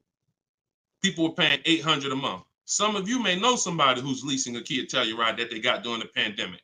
If they didn't put money down, they're paying $800 a month, $700 something a month, minimum. Now, one thing people will never tell you though is the money they put down. So don't even ask them, because you know people tell you, "Oh, I'm paying $600 a month myself." They'll never tell you they put $4,000 down though. Never. So, but yeah, when you are shopping like this, you're getting bids. She doesn't know what the deal is going to be until she shops. And when she shops, she doesn't care about the residual value. It doesn't matter to her the money factor. None of that stuff matters. The only thing that matters is, let me get my bids and see who's going to win the bid. That's it. That's it. Go ahead. Shoot the next one up, Dolan. Let me put that banner back up. For all of you who just jumped on, this entire show is sponsored by my new digital book. It's called Cars from Home. 7 Steps to Saving Time, Money, and Avoiding Dealerships. I'm the author of that book. I'm also the creator of the Cars from Home video library and the Cars from Home coaching program. You can get your book for 75% off in my TikTok bio, in my Instagram bio. It's normally $97, but you can get your copy for 75% off by going to my bios and getting it, or you can scan the QR code or go to deshonsbook.com. 75% off for 30 minutes. All right? So get your copy. Everything I teach is in there, and you can reference it for life. All right, this one's from TikTok. When I see, we already did that one. I know you're snatching all the questions, but I tied that question in, even though you didn't post it. I tied that question into the other person who was asking about 0 down leases. All right, thanks, Dolan. Okay, this is another one from TikTok. Lease mileages. Let's go Instagram. Make sure you're typing your questions. All right, make sure you type in your questions, Instagram. We live every day at 12 and 3. So let's see, TikTok, lease mileage 10,000 under allowable. Does that value when getting next lease? No. What you're going to do is you're going to do an equity assessment. You are not going to, how many people right now have dealers calling them, telling them to come in and they can get you out of your lease, or they could trade you out of your car and put you in another car? How many people have either phone calls coming in, emails, or you get mail? Hey, Leo, good news. We need your 2019 car. We have somebody looking for that car. How many people are getting those emails or those calls right now?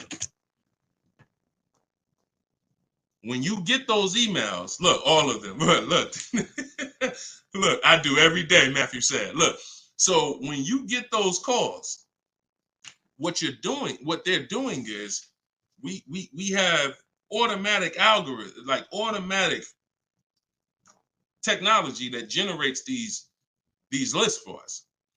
It's not that they saw your car exactly and they're like, "Oh, I love your particular car."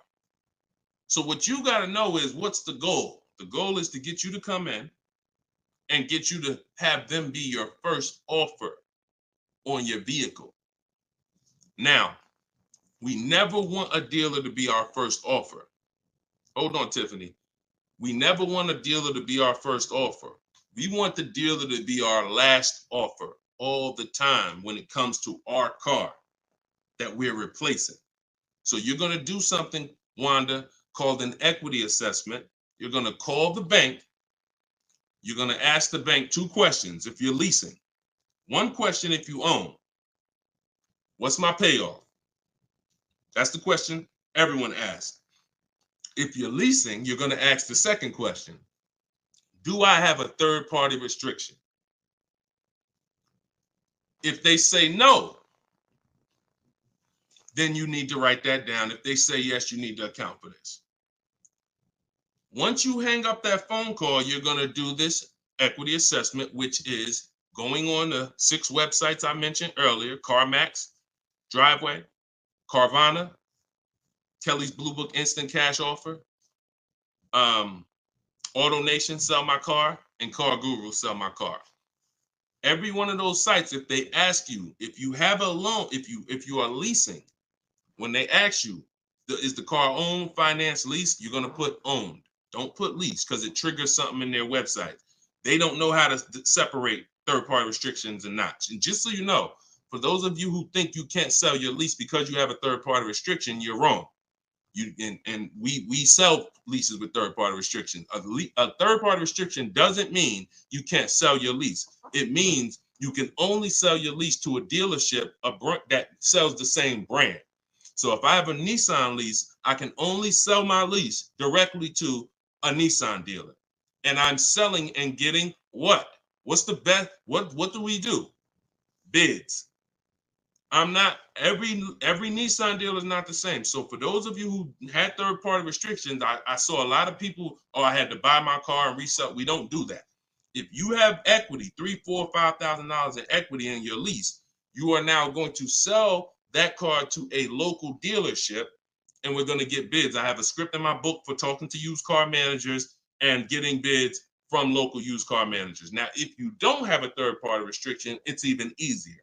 You're going to get those bids, those 6 bids, and you're going to sell to one of those. If you have a finance, it's even easier. Finance and no third-party restriction is pretty much the same. You're going to sell to the highest bidder of the online dealers. And if you have to replace your car, you're just going to keep those offers on hold, because some of you are going to say, well, I could make $3,000 selling my car, but I need to find my new car first. No problem. In my book, I teach something called timing the transaction. You're just going to put those offers on hold. You're going to start your shopping, and you're going to find the dealer who's going to win your bid to sell you the car. And then you're going to pick up your new car and sell your old car the same day. These companies cut you a check. This isn't like Facebook Marketplace. You go into CarMax, literally they inspect the car, they cut you a check, you leave with the difference. It's not a 2-3 day thing.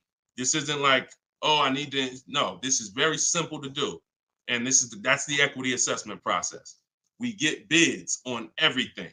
Our old car, our new car we're buying, our loan. Everything's a bid.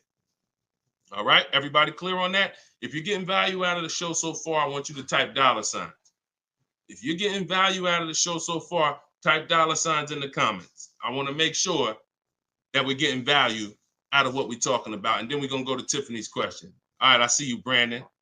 All right, perfect. All right, I see you, Denise. I see you, Terrence. I see you, user 977-163-105-3712. I see you, the Wildlife Diva. Perfect. 36 Chambers. Richard, I see you. Perfect. All right, wonderful. All right, shoot. Can you pull Tiffany's question up? I purchased the book and reviewed the email. How it hasn't downloaded since I did something wrong. Dominic, just as soon as you purchase the book, I give you a support email. Don't DM, because we have 2 million followers. We're blessed, thank God. DMs, we get hundreds of DMs. You get a support email. Let me know if you got it, and then just if there's anything, we'll get you the book. We'll send it to you manually. Okay. So just hit me with that. Just make sure you got it. All right. So Tiffany said, would you? This is from TikTok. Would you finance your lease at the end? 2018 Audi S5, 42,000 miles, 5K down, 12,000 miles. So when I talked to you earlier, you have to ask yourself the same question. If you were here earlier, the most important question is, how many years are you keeping the next car? You're going to ask yourself the same question right now, because you're about to buy another car. You have to see your lease. Buying your lease, you have to see it as buying another car. It's a used car. That's what you're doing. Hold on. Okay, LA Connect, do me a favor. Hold on. LA Connect, shoot me a DM. I'll look for your DM. And you get the support email. You don't get the support email. As soon as you purchase, the thank you page says, here's the support email. So, and check your spam and check your junk folder, okay? Because we got a pretty sophisticated email technology that is spot on most of the time. I'm not going to sit up here and tell you it's perfect, but I mean, we deliver a lot of books without issue. So sometimes it's in spam, sometimes it's in the junk folder. Okay, so that's how you have to see buying your lease. You're buying a used car. The only difference is it's your car. That's the only difference. You don't, instead of going to look for a used car, you're saying, I'm going to buy that used car. So the same question exists. How many years are you going to keep the car? Now, if you say 8, you're not going to break the 8-year rule. Then you could buy it. But if it's not 8, it makes 0 sense not to be shopping for another lease. I'm going to tell you why. One, the depreciation. And I'll talk to you about, I'll do a quick scenario of, because some people say, Deshone, when I buy used cars, they don't depreciate as much as used cars, but you still pay more than people who get great lease deals, than people who get great lease deals. You're still paying more money, and now you're paying more money for a for a worse car. So, but when you are looking at these scenarios, most people are going to finance for a 5-year or 6-year loan to buy their lease out. But you've already had the car for 3 years. So you have to say to yourself, what's the likelihood I'm going to keep this car that I've already had for 3 years for another 3 years? Tiffany, if you didn't get, if the new lease payment, if that's not the best offer out of 5 dealers, then that doesn't matter to me, because we don't care about what one dealer says, especially a dealer who's going to try to see you. Some of you are too loyal to these dealers, and you got to stop. I'm not loyal to any dealer. No one who listens to me is loyal to any dealer. We are done with being friends with dealers. We don't need to go to a barbecue with our car salesman. We don't need to do that anymore, because we need to make car salespeople compete and different dealers compete. Tons of people will walk in, get one quote from an old dealer or a dealer that sold them 2 cars, and that quote is $900 a month, and they're like, oh, I guess that's what the car costs. Not realizing, no, that's what the car costs from that dealer. That's what it costs from that dealer. Your competition is going to be $1,000 a month, $1,050 a month, $850 a month, $790 a month. I told you, when you shop the correct way, you are going to expose the dealers that are overpriced. That's why that person who came on here, who Dolan put that comment up that said, hey, I use your stuff, dealers can't hide. Because it's an exposing of the overpriced car dealers. We see the people who are overcharging us, because when we see that best offer is $790, and then we see another offer for $840, another offer for $890, another offer for $920, we realize all of those other higher price offers were taking a shot at us, hoping that we weren't going to shop them. But that's okay. We're buying from the 20% who beats their offers. So before we ever make a decision to leave, we must shop 5 offers, and none of you are going to realize that this is right. See, like I said, between my book, the Cars from Home Library, and my coaching program, we've helped 8,000 people since 2021. These are the numbers. 80% of dealers are overcharging you. And if you don't have multiple offers in front of you, at least 5, you're not going to ever find the best price dealers. And you don't do this the hard way, going into dealer to dealer to dealer. You do this sitting at home on these dealers' websites, requesting your offers, looking at offers strategically. That's why my book is called Cars from Home. My system is called Cars from Home. We spend time here. We're not in a dealership for more than 30 minutes. Okay? So getting back to your question about buying your lease, I'm not buying a used car.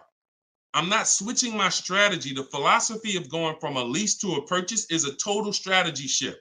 That means I'm going from a short-term person who doesn't like maintenance, who doesn't want to put more long-term, who doesn't want to keep a car long-term. I want to be under warranty most of the time. I want to drive cars for pennies on the dollar, compared to people who buy. Now I'm switching that to become a long-term person, because there's a different set of values when you're buying cars for 8 to 10 years to 12 years. That means I'm going to pay off my car. I'm going to get to the point where it's not depreciating a lot anymore. I don't care about having the latest and greatest. Once my car is paid off, I just got a car that's 7, 8 years, 9 years old, but I'm going to keep it in my family for a long time, and I'm going to win that way.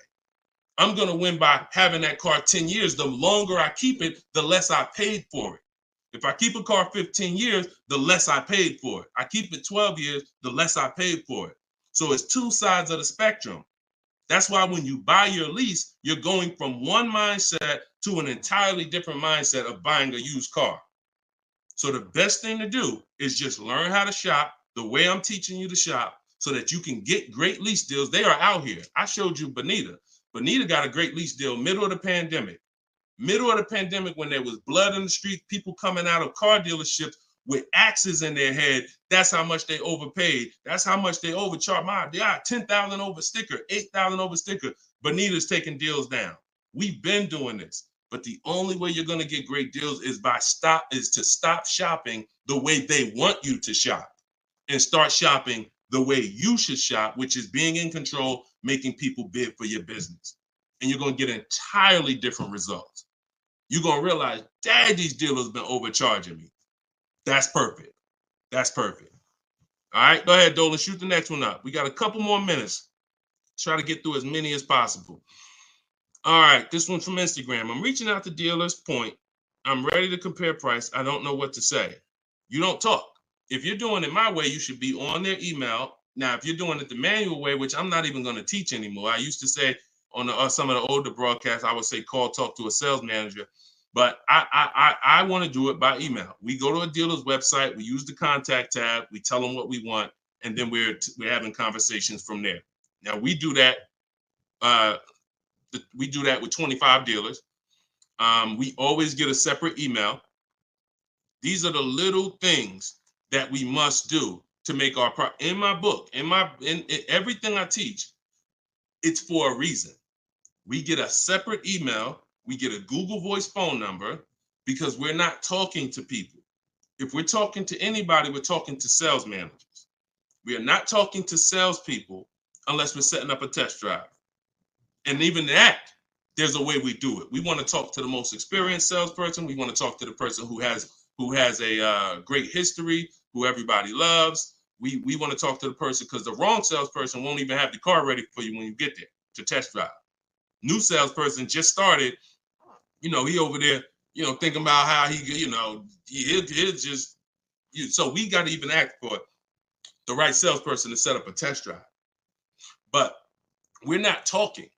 See, when you're not talking, you can stay out of emotion. Even the first time you use my stuff and you start using my scripts and my templates, you're still going to be a little emotional, unless you're just, some of you have a very stoic personality. Some of you have a very, whether it's military or whether it's just your natural personality, you don't get emotionally involved. This is what you need to be. And some of you who are emotional, you're going to see there's no reason for me to be emotional anymore using this. I'm at home, I'm in control, I'm making people bid, and I'm not talking to people where they can get me emotional and I can say something that's going to hurt me or cost me money. So we are doing all of this online through their website, letting them know what we want, requesting our offers. And like I said, we do something called the 25-to-5 strategy, where we're connecting with 25 dealers online to get 5 quotes. That's how we shop for new cars and leases. Not used cars, new cars and leases. So you shouldn't be talking saying, I don't know what to say. You are reaching out to them. First thing we're going to do is let them know what we want. After we confirm the dealer has what we want, then we're going to request our quote and our offer. So that is what, and if you are shopping for a purchase, then we're requesting an all-in quote. We're requesting an total, all fees, everything included. And if we're shopping for a lease, I talked about earlier how we get our lease quotes and how the format that we have when we're shopping for our lease quote. So my book is $24 if you get it at the 75% off. In that book is my scripts. In that book is my templates where you fill in your information, you fill in the car you want, and I walk you through my entire process. I also have replies in there because there's going to be things that they say. These are trained people you're dealing with. We deal with trained salespeople. So when you are reaching out to them, they're going to say things like, hey, when can you come in? Hey, okay, I'm handling my entire process from home. And then you always end with a question. All my scripts end with a question. You should always end your email with a question, not a statement. So if they say, hey, we only car shop, we only give quotes in person. Okay, well, no other dealer that I'm talking to has said that. Should I remove you from my list, or are you gonna present an offer? Always a question, because you bounce the ball back to them. So all of my scripts and my replies are in there. This is what, and there's, but you need to keep the conversation on your agenda. You're having a conversation online with these dealers. And that's why I say separate email, Google Voice number, dedicated locked in. You don't want a bunch of car dealers' emails mixed in your personal email. It's just that's not how we do it. That's gonna mess you up. We do not do it like that. That'll confuse you. Now you're missing emails and all of that. Separate email. All right. Go ahead. Denise is asking, can you answer my question? I want to know if I have options. Can you find Denise's question from TikTok? TikTok, Dolan? You see Denise's question? Give her a second. Thoughts on, while you do that, I'm going to enter this thoughts on leasing a Tesla. There's no price negotiation. There's no price negotiation. So there's no reason to get bids. You can't get bids on Tesla. Keep that up. I'm going to get to that right after this. This is a short answer. What you need to do when you're leasing a Tesla is total out of pocket, first month payment, 12,000 miles per year. Divide the monthly payment into the MSRP, like I said. And if it's over 1.5%, you're paying too much for a car you're giving back. So we still need to know if the lease deal's good. We still need to know if the lease deal's good. Doesn't matter. Even if it's no negotiations. Plenty of people out there that got bad lease programs that are dependent on people who don't know what a bad lease program is to come in and lease the car. And until we stop leasing those cars at these bad lease programs, when we stop, that's when they'll change. All right, it's always a buyer's market for us. Go ahead. All right, so this one's from Denise. I have a Jag and need to downsize. I'm retired and upside down 14,000.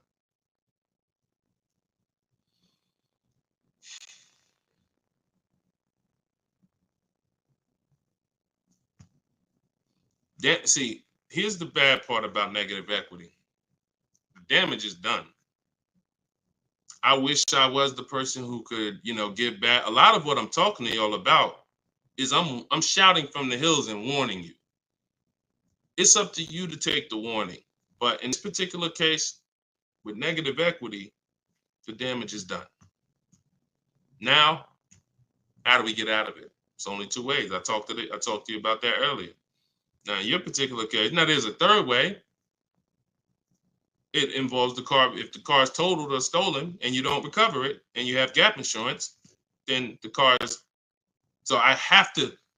I can't say there's not another way, but we can't plan on that. That's insurance fraud. So in the case of what's legal and ethical, you can only sell a car or trade into or replace it with another car. And in the case of negative equity, if you can't sell the car and pay the difference, go to YouTube. After this, I spent probably 8 to 10 minutes talking about how to get out of negative equity. There's 3 ways. 2 of them lead to a new car, 1 of them doesn't. If you can't use one of the 2 ways, which is paying the difference between what you owe and the highest bidder, then you have to transfer that to another car, in which case you have $14,000. What's your car payment? How much is your car payment?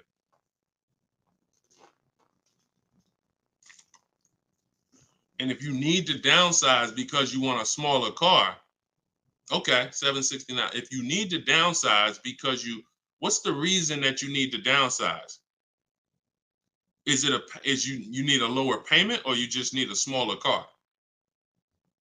Lower payment or smaller car?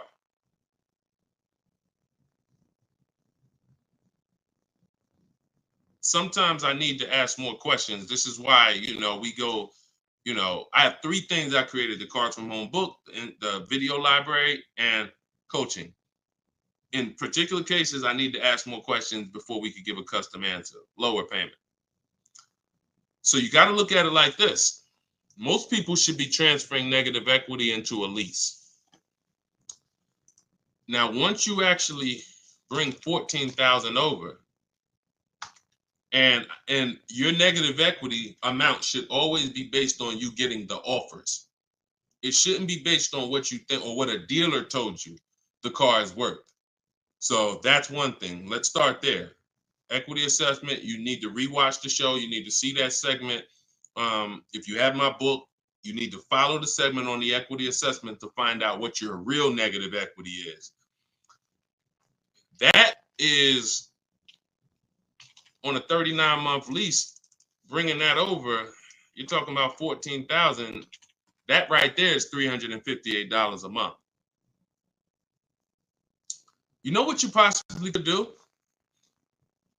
Try listing the car on Swap a Lease. Now, if that payment is good for the car, let me see. Did we? You got a Jag. Depends on if $769 a month. Now watch this. If $769 a month is a good payment for that vehicle, then you can list it on Swap a Lease, and then you could have someone take over the payment. But it got to be a good deal. If they could go out and they could get a $600 payment on that same vehicle, then they're not going to take it over. So this is another option for you to consider. Now, if it might even be advantageous to you to list that car and contribute some. You might say, all right, I'll pay $100 and all right, my payment's $769, I'll pay $100 and somebody take it over for $669. Whatever you need to list it for to get out of it, to have someone take it over, may be advantageous to do until the lease ends. And then you go and get yourself a very inexpensive car that you can qualify for, because if you have someone take over the lease till the end, you could probably go get yourself something, lower payment, but that car coming into the deal, you're going nowhere, because $14,000, unless you got cash. If you got some cash, then yes, cash can solve all things. Get the offers, follow the equity assessment. You might pay the difference or transfer it over. You can't transfer it over because, like I just said, your negative equity alone is $350 a month. And that's without the interest that's going to be. It's probably going to be about $380 a month. So what's the note? Yeah, so that's what you should consider. List the vehicle on Swap a Lease and see if somebody's willing to take it over. And if nobody's, okay, no problem. That's what you do. That's what you don't have that kind of money to contribute. 14K is a lot to be able to contribute. So so what you should do is do that. If you could get somebody, if no one takes it over for $769, then offer to contribute some money towards the deal every month. Now, if you, no matter what, and then what you're gonna do is you're gonna go and probably, you're going to ask yourself the most important question for your replacement car. If you're not keeping 8 years, you should be looking to lease the next car and get yourself an inexpensive lease. If you are keeping it more than 8 years, then you can buy. But you're just going to use the same process. But you got to get rid of that car first. And I think with your scenario, that might be the best way to do it. All right. Good question, though. It's good question. Keep us posted. And, that's what we do. Look, we are live at 12 and 3 o'clock p.m. Eastern time, Monday, Tuesday, Thursday, Friday, which means we'll be back in a few for the next segment today. You can come back. We had a lot of questions. We're not always able to get to them, but you can tell your friends. I haven't really announced it because I didn't know when I was going to be live, but now we'll get to the point where we can let you know 12 p.m. Eastern time, 3 p.m. Eastern time. We're live, but we rebroadcast these shows all throughout the day, because people do get a lot of value out of the rebroadcast. But if you want to meet us live, Monday, Tuesday, Thursday, Friday, 12 p.m.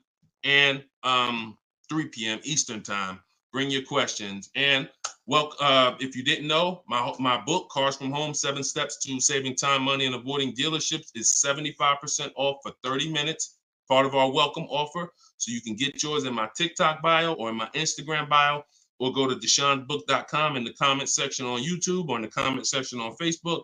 Or if you're watching us on TV, you can scan that QR code. But that's what we do here, y'all. We peel back the onion. We make sure you know how to shop strategically. And I want you writing me with deals. I don't want you writing me showing me your car. Everyone's doing that. Hey, got the new G-Wagon. Got the new BMW. Oh, your boy upgraded. Never talk about what we paid for it, though. I want you writing me saying, Deshone, look at the deal I got. This was the best offer. I made dealer's bid. This was the best used car within 100 miles. I'm driving an hour to go pick it up.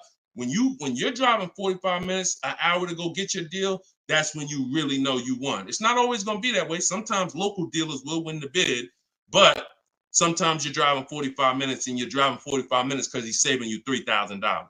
So that's what Cars from Home is about. That's what my book is about. You can get your copy instantly, 75% off for 30 minutes. And I'll see y'all on the next show. God bless.